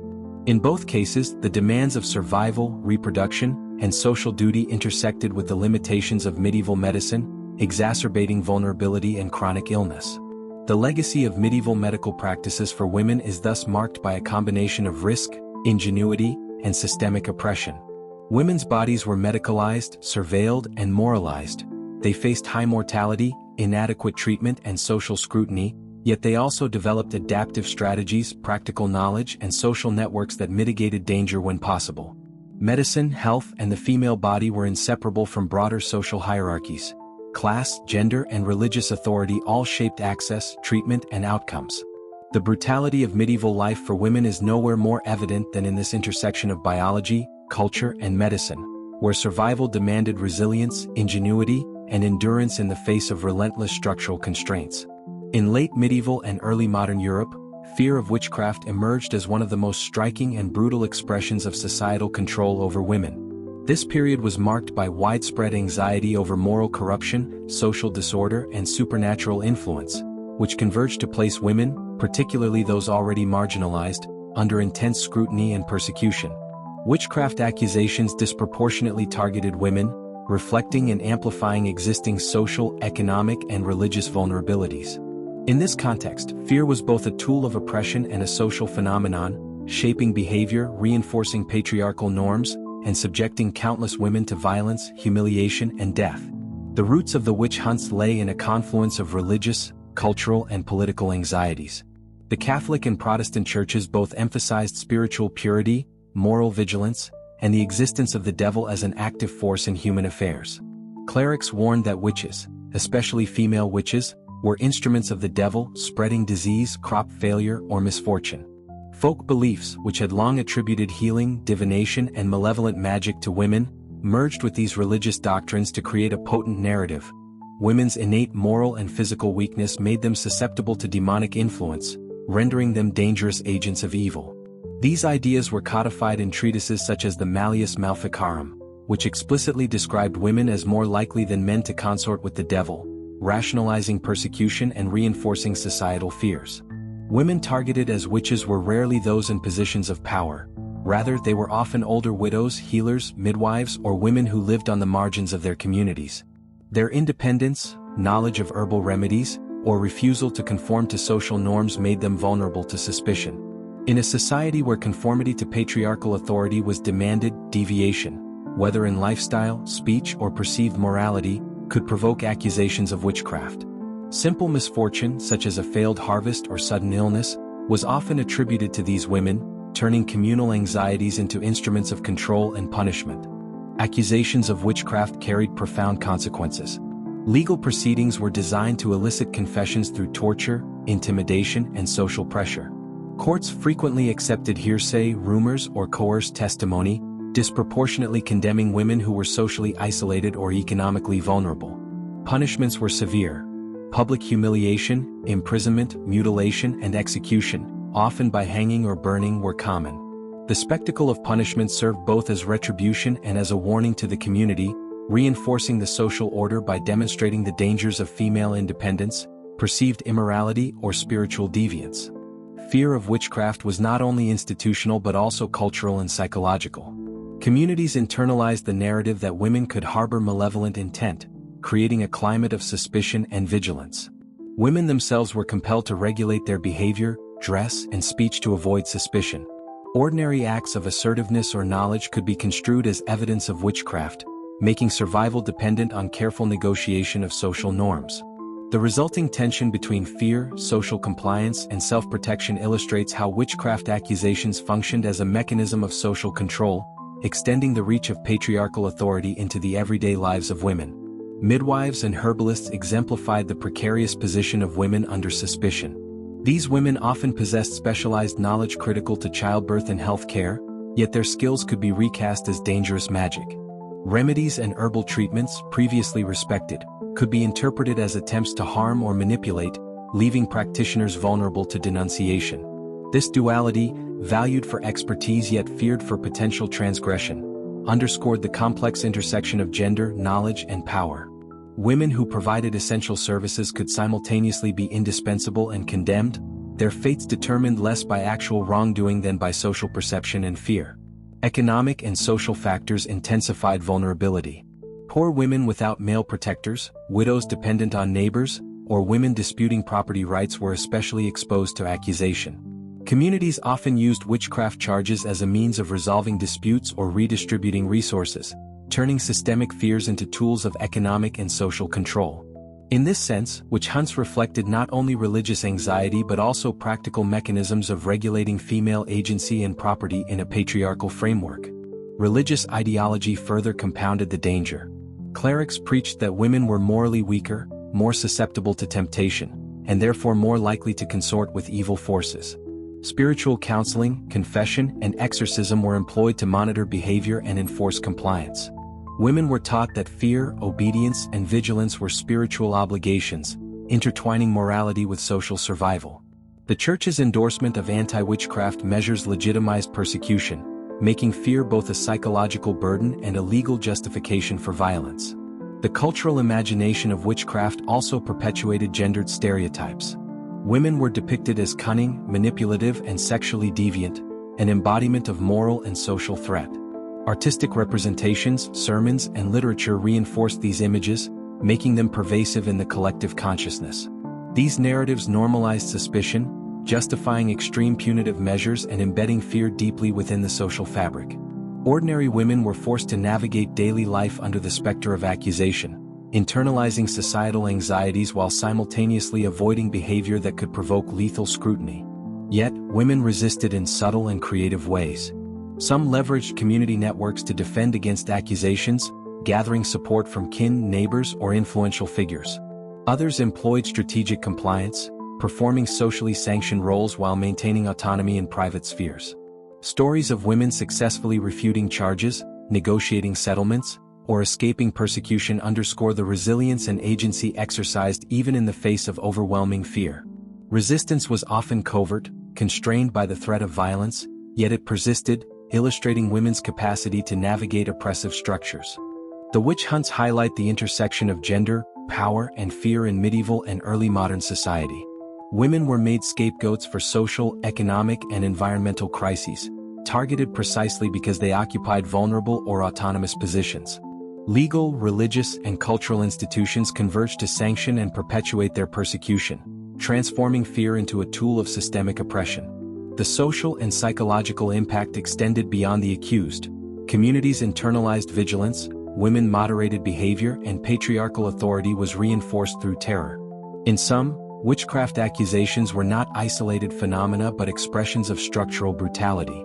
They reveal how societal fear, religious ideology, and gendered norms converge to place women in positions of extreme vulnerability. The persecution of alleged witches demonstrates the mechanisms through which patriarchal control was maintained, illustrating that systemic oppression was both enforced and internalized. Yet even in this climate of fear, women demonstrated resilience, utilizing networks, knowledge, and strategic action to survive and resist. Their experiences underscore the complex interplay of power, vulnerability, and agency, highlighting both the brutality of medieval society and the endurance of women within it. In medieval Europe, warfare was a defining feature of society, and while battles and sieges were overwhelmingly male-dominated, women's experiences in war were far from passive. From the noblewoman managing estates while her husband commanded armies, to peasant women defending homes, to women caught in the chaos of raiding or rebellion, the realities of conflict shaped their lives in profound, often brutal ways.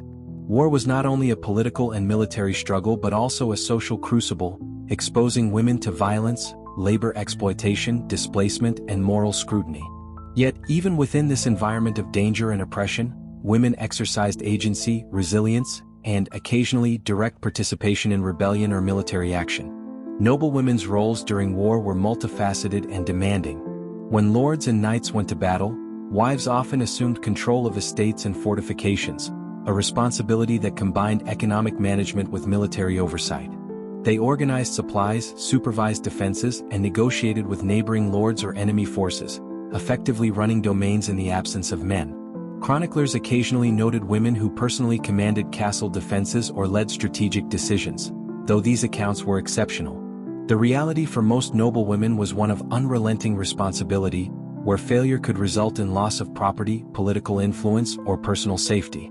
Even as these women demonstrated competence and authority, their power remained conditional and circumscribed by male-dominated hierarchies, illustrating both opportunity and constraint within wartime conditions. Peasant women, by contrast, bore the physical brunt of conflict. Armies often traversed rural landscapes, requisitioning food, livestock, and labor. Villages were burned, crops destroyed, and homes looted, leaving women responsible for survival in the face of extreme deprivation. They carried water, tended the sick, and foraged or cultivated under threat of violence. In some instances, women were forced to flee, transporting children and elderly family members across dangerous terrain, vulnerable to attack or disease. The intersection of labor, displacement, and exposure to aggression made war a daily struggle for survival, demanding endurance, adaptability, and courage. Peasant women's experiences highlight the ways in which social class shaped vulnerability while revealing the resilience required to navigate the chaotic realities of medieval conflict. Sexual violence was a grim reality of war, affecting women across social classes. Captured women, whether noble hostages or rural peasants, were at risk of rape, forced marriage, or enslavement. Chroniclers of the period, often male, documented these incidents unevenly, emphasizing the shame and dishonor inflicted upon men who failed to protect women rather than the suffering of the women themselves. The consequences of such violence were both immediate and enduring. Pregnancies resulting from assault, social stigmatization, and trauma were compounded by the limited recourse provided by law or custom. Women's bodies in this context were battlegrounds over which male power, social order, and religious morality intersected, reflecting the broader structural oppression of gender during wartime. Despite these dangers, women were not solely passive victims. Some took direct roles in rebellion and military action.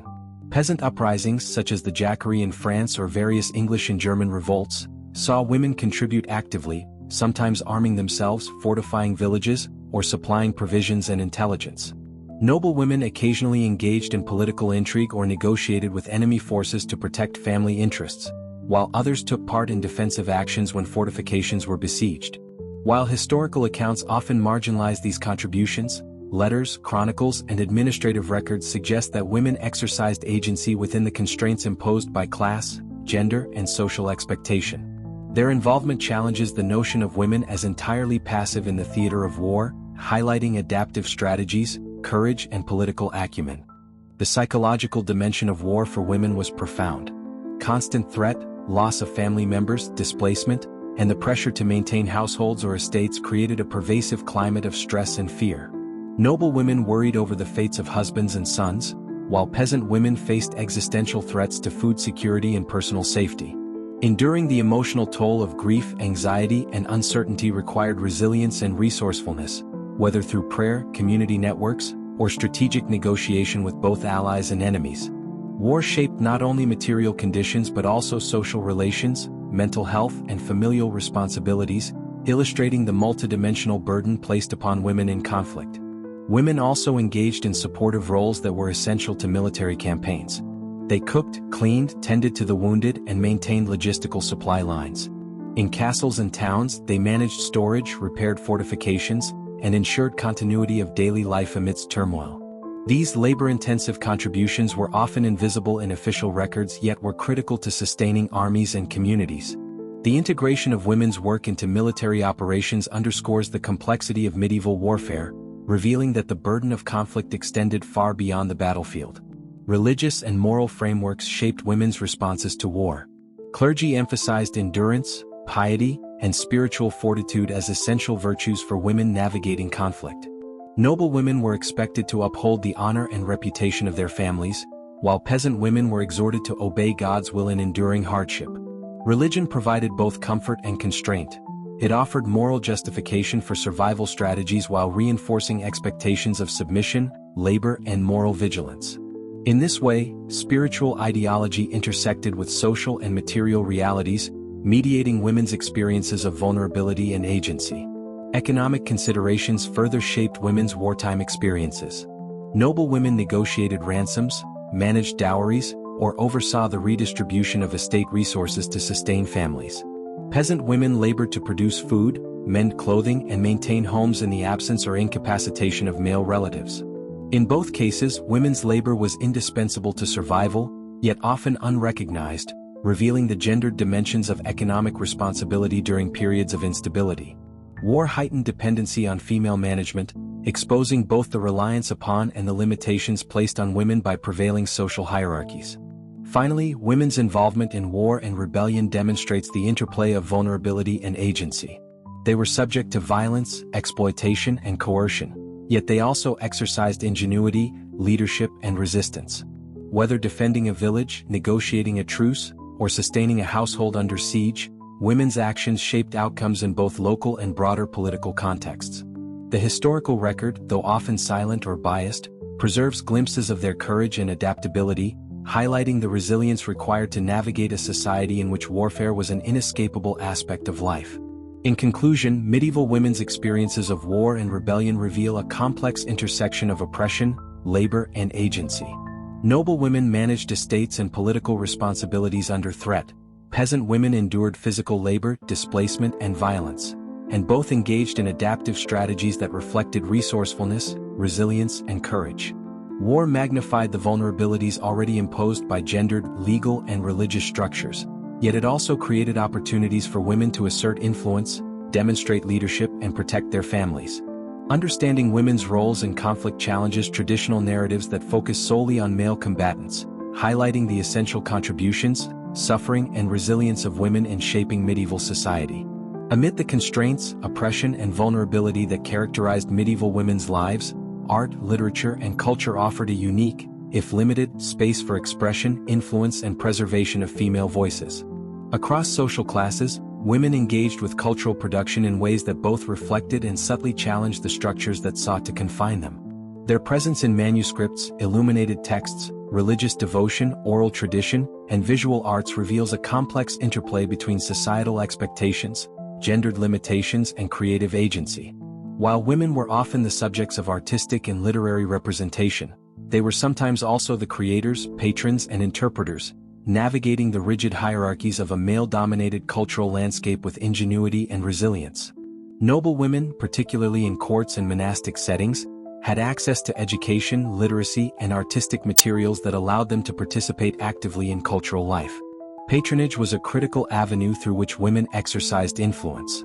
By commissioning illuminated manuscripts, altarpieces, and devotional objects, noble women shaped both the content and aesthetics of cultural production. These works often reflected religious devotion, family prestige, and political alliances, yet they also provided a channel through which women could assert taste, knowledge, and authority. Figures such as Eleanor of Aquitaine, Blanche of Castile, and Isabella of Castile not only governed estates and realms but also supported artistic endeavors that reinforced their cultural presence and social influence, demonstrating that patronage was both a reflection of privilege and a tool for agency. Literature offered another avenue for engagement, particularly in the production of devotional texts, poetry, and chronicles. Some noble women were literate in Latin and vernacular languages, composing letters, prayers, and poetry that circulated within elite networks. Women mystics, such as Hildegard of Bingen in Germany or Julian of Norwich in England, produced theological writings that challenged male-dominated interpretations of spirituality, offering unique insights into divine experience, morality, and social observation. Their work was sometimes disseminated widely, influencing both ecclesiastical authorities and lay audiences. The act of writing allowed women to assert intellectual authority in a society that frequently denied them formal recognition, transforming personal reflection into cultural contribution. Peasant and artisan women participated in cultural life differently, often through oral traditions, practical crafts, and community rituals. Songs, folktales, and storytelling preserved female experience, transmitted moral guidance, and reinforced social norms while also offering subtle resistance to oppressive structures. Needlework, weaving, embroidery, and other domestic crafts were not merely labor. They were aesthetic expressions that reflected skill, creativity, and cultural knowledge. Textiles often depicted biblical scenes, family symbols, or local narratives, creating a tangible cultural record of women's work that, while frequently anonymous, conveyed both artistic skill and social commentary. These forms of expression demonstrate that even women without formal education found ways to shape and participate in cultural production. Religious culture was central to women's engagement with art and literature. Monastic communities provided both access and structure for creative output. Nuns copied manuscripts, created illuminated texts, and composed devotional music, often embedding theological interpretation, social observation, and aesthetic innovation within their work. Monastic writing and art were both spiritual exercises and intellectual labors, allowing women to exert authority within the confines of religious expectation. The duality of constraint and creativity is evident. While the church dictated the subjects and forms deemed appropriate, women leveraged these opportunities to exercise intellectual agency and contribute meaningfully to cultural life. Visual representation in art frequently reflected societal ideals and gendered norms. Women were depicted as virtuous, pious, or morally instructive figures, exemplified by the Virgin Mary, saints, or allegorical characters. These depictions reinforced social expectations of obedience, chastity, and moral purity, but they also provided women with aspirational models and points of identification. Noble women were sometimes depicted in devotional portraits or family heraldry, asserting their status, piety, and lineage. Even when mediated through male artists or patrons, the cultural representation of women shaped public perception, social memory, and collective imagination, creating a complex dialogue between artistic expression and societal values. Education and literacy were central to cultural participation but were heavily gendered. Noble women and women in religious orders had access to books, instruction, and mentoring, while most peasant women relied on oral transmission, observation, and practical knowledge. The contrast highlights both the disparities in opportunity and the creative adaptation required to participate in culture under restrictive conditions. Women leveraged the tools available to them, whether quill and parchment or needle and song, to assert presence, influence thought, and transmit knowledge across generations. Cultural production thus became a subtle form of resistance, allowing women to preserve agency and identity even within hierarchies that constrained their formal power. Women's engagement in culture also intersected with politics and social negotiation. Patronage, literary production, and artistic commissioning allowed noble women to demonstrate wisdom, reinforce alliances, and influence both family and political networks. In some cases, women's literary and artistic contributions challenged prevailing narratives, offering alternative perspectives on morality, governance, or social expectation. Even seemingly minor interventions, commissioning a manuscript with a particular dedication, composing a poem for a courtly audience, or maintaining a household library, provided women with avenues to shape cultural discourse. The interplay between constraint and creativity is further evident in vernacular literature. Tales of courtly love, morality, and adventure often reflected female perspectives and concerns, addressing issues of desire, obedience, social expectation, and personal agency. Women contributed to these narratives as patrons, storytellers, and occasional authors, shaping content and emphasizing values relevant to their experiences. Folktales transmitted by women preserved practical knowledge, communal memory, and moral instruction, creating a rich cultural tapestry that intertwined survival, education, and artistry. Importantly, women's cultural engagement often operated below the level of formal recognition, making it simultaneously invisible and influential. Needlework, oral storytelling, and domestic music shaped community identity, reinforced social cohesion, and transmitted values while escaping the scrutiny or censorship faced by more formal forms of expression. In this sense, women's culture was both pervasive and persistent, allowing voices otherwise excluded from official records to survive in material, oral, and artistic forms. In conclusion, women in medieval Europe navigated a complex landscape of restriction, expectation, and opportunity within art, literature, and culture. Noble women leveraged education, patronage, and literary skill to influence religious, political, and aesthetic domains. Women in religious orders exercised intellectual and artistic authority within the church's structures, producing texts, music, and art that reflected both devotion and insight. Peasant and artisan women participated through oral tradition, textile arts, and domestic creativity, preserving knowledge and shaping communal identity. Across these varied forms, women demonstrated resilience, ingenuity, and agency, asserting cultural presence even in a society that sought to marginalize their voices. Cultural participation became both a reflection of constraint and a site of subtle resistance, highlighting the enduring impact of women's contributions to medieval European life. Even within the rigid structures of medieval society, where legal, social, and religious systems constrained women's autonomy, there are striking examples of resistance and power that illuminate the ingenuity and resilience of women across classes. Medieval women were not mere passive victims of circumstance. Rather, they actively navigated oppression, asserting agency in subtle and overt ways to protect themselves, their families, and their communities. These acts of resistance ranged from domestic negotiation and legal petitions to participation in political intrigue, economic control, and even rebellion, revealing a complex tapestry of female power that challenges the perception of total male dominance in medieval Europe. At the most visible level, noble women exercised influence through patronage and political maneuvering. Women such as Eleanor of Aquitaine, Blanche of Castile, and Margaret of Anjou shaped dynastic politics, negotiated alliances, and commanded loyalty in ways that directly affected the course of history. These women leveraged their social positions to act decisively in matters traditionally reserved for men, such as managing estates during the absence of husbands, raising armies of loyal vassals, or intervening in succession disputes.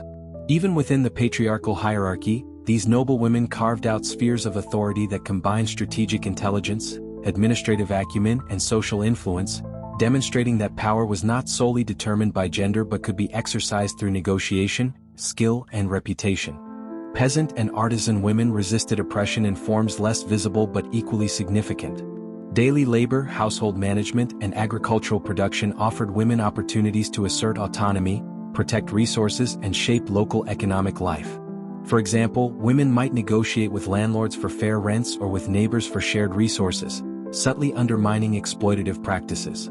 In times of scarcity or crisis, women organized communal labor, managed food distribution, or coordinated craft production to ensure the survival of their families and communities. These acts of practical resistance reflect the ways in which women exercised power through knowledge, skill, and social networks, even when formal authority was denied. Legal avenues also offered possibilities for resistance. Though medieval law was biased against women, petitions, dowry claims, and appeals to ecclesiastical or royal courts allowed some women to contest injustices, defend property, or challenge abusive authority. Widows, in particular, frequently invoked legal rights to maintain control of estates or secure economic independence. Even unsuccessful petitions could serve as forms of assertion, demonstrating a refusal to accept total subjugation and creating precedents for future action. Legal resistance required literacy, social support, and courage, highlighting the strategic dimensions of female agency in a male-dominated world. Resistance was also expressed through religious and spiritual practice. Women mystics, nuns, and lay devotees often challenged conventional authority by claiming direct access to divine insight, critiquing clerical practices, and founding religious communities. Figures such as Hildegard of Bingen or Julian of Norwich not only produced influential theological works but also cultivated followings that granted them spiritual authority, social respect, and intellectual influence. Even ordinary women engaged in devotional practices, pilgrimages, and prayer networks as ways of asserting spiritual autonomy and shaping community life. Religion, though a source of constraint, also provided women with tools to negotiate power, moral authority, and social influence. Instances of direct rebellion and military action further illustrate women's capacity for resistance. Women participated in uprisings, defended fortifications, and supported insurgent movements, often at great personal risk. In towns and villages, women protected property, organized defenses, and facilitated communication, demonstrating courage and strategic thinking in contexts of danger. Their involvement in revolt challenges narratives that depict medieval women solely as passive or domestic figures, revealing their capacity to act decisively in both political and practical arenas. Economic power also served as a site of resistance. Women who controlled workshops, markets, or family businesses could assert authority over labor, production, and trade. Merchant women in towns negotiated contracts, maintained financial accounts, and managed apprentices, exercising influence over both local economies and social hierarchies. Even peasant women, through control of household production, livestock, and food supply, maintained leverage in domestic and communal life. These forms of economic power, while often invisible in formal histories, reveal that control over material resources was a significant avenue for asserting autonomy and shaping outcomes. Subtle forms of social negotiation and cultural influence also demonstrate female resistance. Women influenced family decisions, mediated disputes, and guided communal norms through their roles as mothers, advisors, and caretakers. Through oral tradition, storytelling, and ritual, they preserved knowledge, values, and social memory, shaping cultural continuity in ways that formal records frequently overlook. Even within constrained spaces, women's agency manifested in the management of daily life, moral authority, and cultural transmission, demonstrating that resistance is not always overt but can be powerful in shaping long-term social structures. Education and literacy offered additional pathways to power. Women who could read, write, and interpret texts were better able to negotiate property claims, manage estates, participate in intellectual discourse, or communicate across networks. Knowledge itself became a form of authority, allowing women to influence decisions, advocate for themselves, and mentor others. Access to learning, while uneven across class lines, demonstrates that intellectual engagement provided women with tools to contest limitations and exercise strategic agency within a restricted social framework. Psychological resilience was another dimension of power. Enduring oppression, violence, and social scrutiny required adaptive strategies, emotional intelligence, and strategic compliance. Women often employed negotiation, patience, and persuasion to navigate perilous circumstances, demonstrating that survival itself could constitute a form of resistance. The ability to endure, manage crises, and maintain family and community cohesion was central to female agency, revealing the multifaceted nature of power that extended beyond visible action to encompass moral, social, and psychological dimensions. In conclusion, glimpses of resistance and power among medieval women demonstrate a spectrum of agency that transcends simplistic notions of victimhood. Noble women, through patronage, political engagement, and estate management, exercised visible and strategic authority.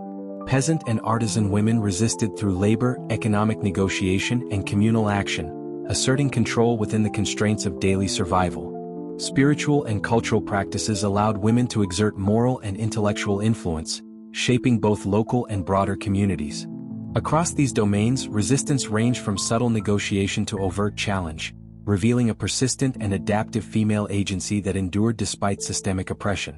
The study of these glimpses not only illuminates the complexity of medieval women's lives but also underscores their enduring contributions to social, cultural, and political life in Europe, highlighting resilience as a defining feature of female experience.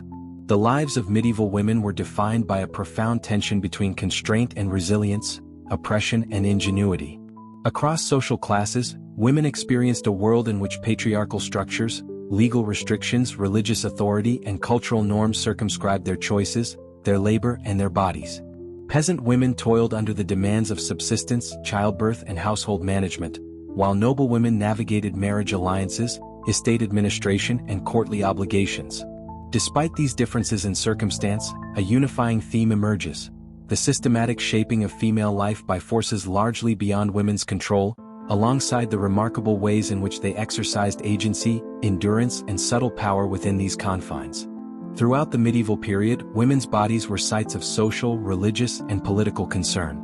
Pregnancy and childbirth, health vulnerabilities, menstruation, and disease were not only biological realities but also culturally coded markers of weakness, morality, and social responsibility. Medical understanding was rudimentary, often gender-biased, and mediated through superstition and humoral theory, leaving women vulnerable to ineffective, sometimes harmful, treatments. The church and secular authorities both reinforced notions of female fragility, moral susceptibility, and domestic duty, embedding structural oppression in law, ritual, and daily life. Yet women were neither passive nor powerless in this environment. They cultivated herbal knowledge, managed households, participated in midwifery, and leveraged networks of kin and community to survive and exert influence. Their expertise, though often invisible in official histories, demonstrates the critical role of women in sustaining social and economic life. Violence and social control were persistent features of medieval life, manifesting in domestic abuse, legal discrimination, witchcraft persecution, and wartime vulnerability. Women were disproportionately targeted in witch trials, accused of consorting with the devil, and punished for moral or social transgressions, real or imagined. War and rebellion exposed women to displacement, sexual violence, forced labor, and political instability, yet they also provided avenues for resistance, leadership, and agency. Noble women negotiated power within courtly and dynastic politics, while peasant women protected families, defended property, and maintained communal networks. These experiences reveal that vulnerability and resilience existed simultaneously, shaping a female existence marked by both extreme risk and extraordinary adaptability. Marriage, motherhood, and domestic labor were central to women's lives and the exercise of both constraint and power. Marriage served as a mechanism of social control, property consolidation, and dynastic strategy, often limiting women's autonomy, particularly among the nobility. Motherhood entailed physical risk, repeated labor, and social expectation, yet it also allowed women to assert moral authority, influence household decisions, and preserve lineage. Domestic management, although undervalued, provided women with practical and strategic authority over daily life, resources, and labor. Across classes, women negotiated these spheres, demonstrating that authority could coexist with subordination, and that everyday acts of care, organization, and decision-making constituted significant, if often unrecognized, forms of power. Cultural production offered another avenue for agency.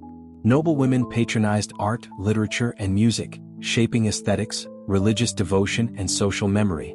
Women in monastic settings produced illuminated manuscripts, theological treatises, and devotional texts, contributing intellectual and spiritual insight to broader society.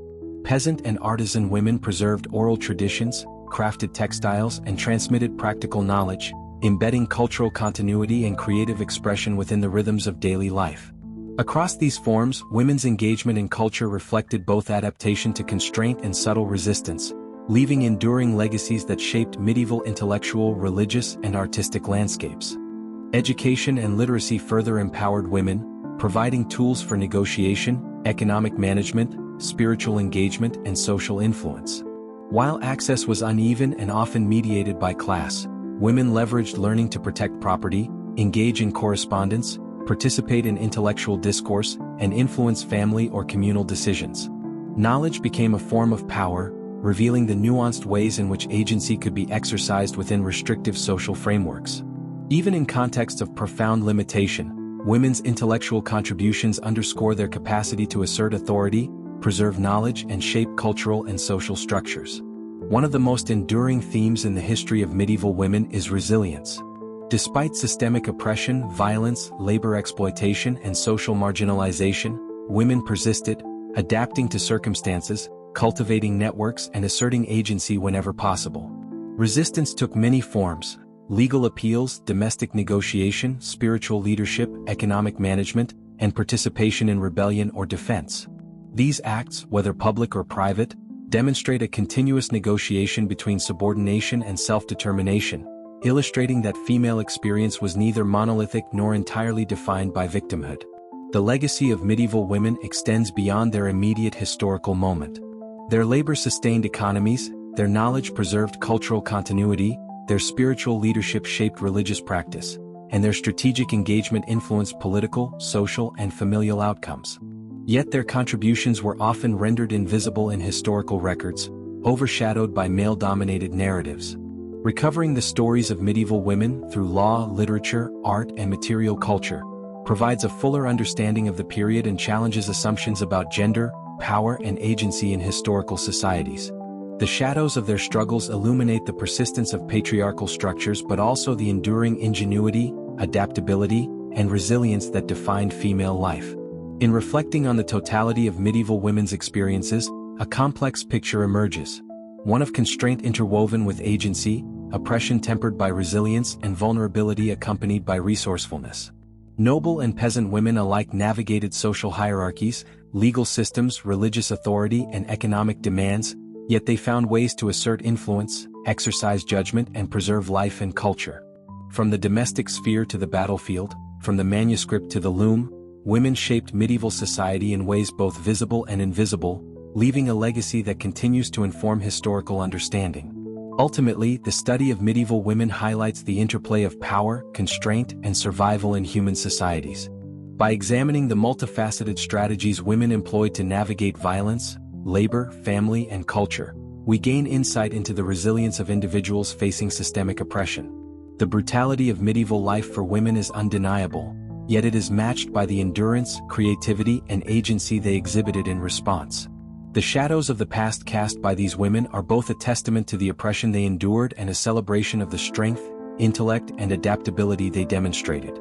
In conclusion, the history of medieval women is not merely a chronicle of suffering, nor is it a record of complete subjugation. It is a narrative of complexity, showing how oppression, resilience, creativity, and agency coexisted. From the peasant woman laboring in fields to the noble woman negotiating dynastic politics, from the mystic writing illuminated manuscripts to the healer preserving practical knowledge, women left indelible marks on medieval society. Recognizing these contributions reshapes our understanding of history, revealing that while shadows of oppression loom, they were continually met with the light of female ingenuity, endurance, and power.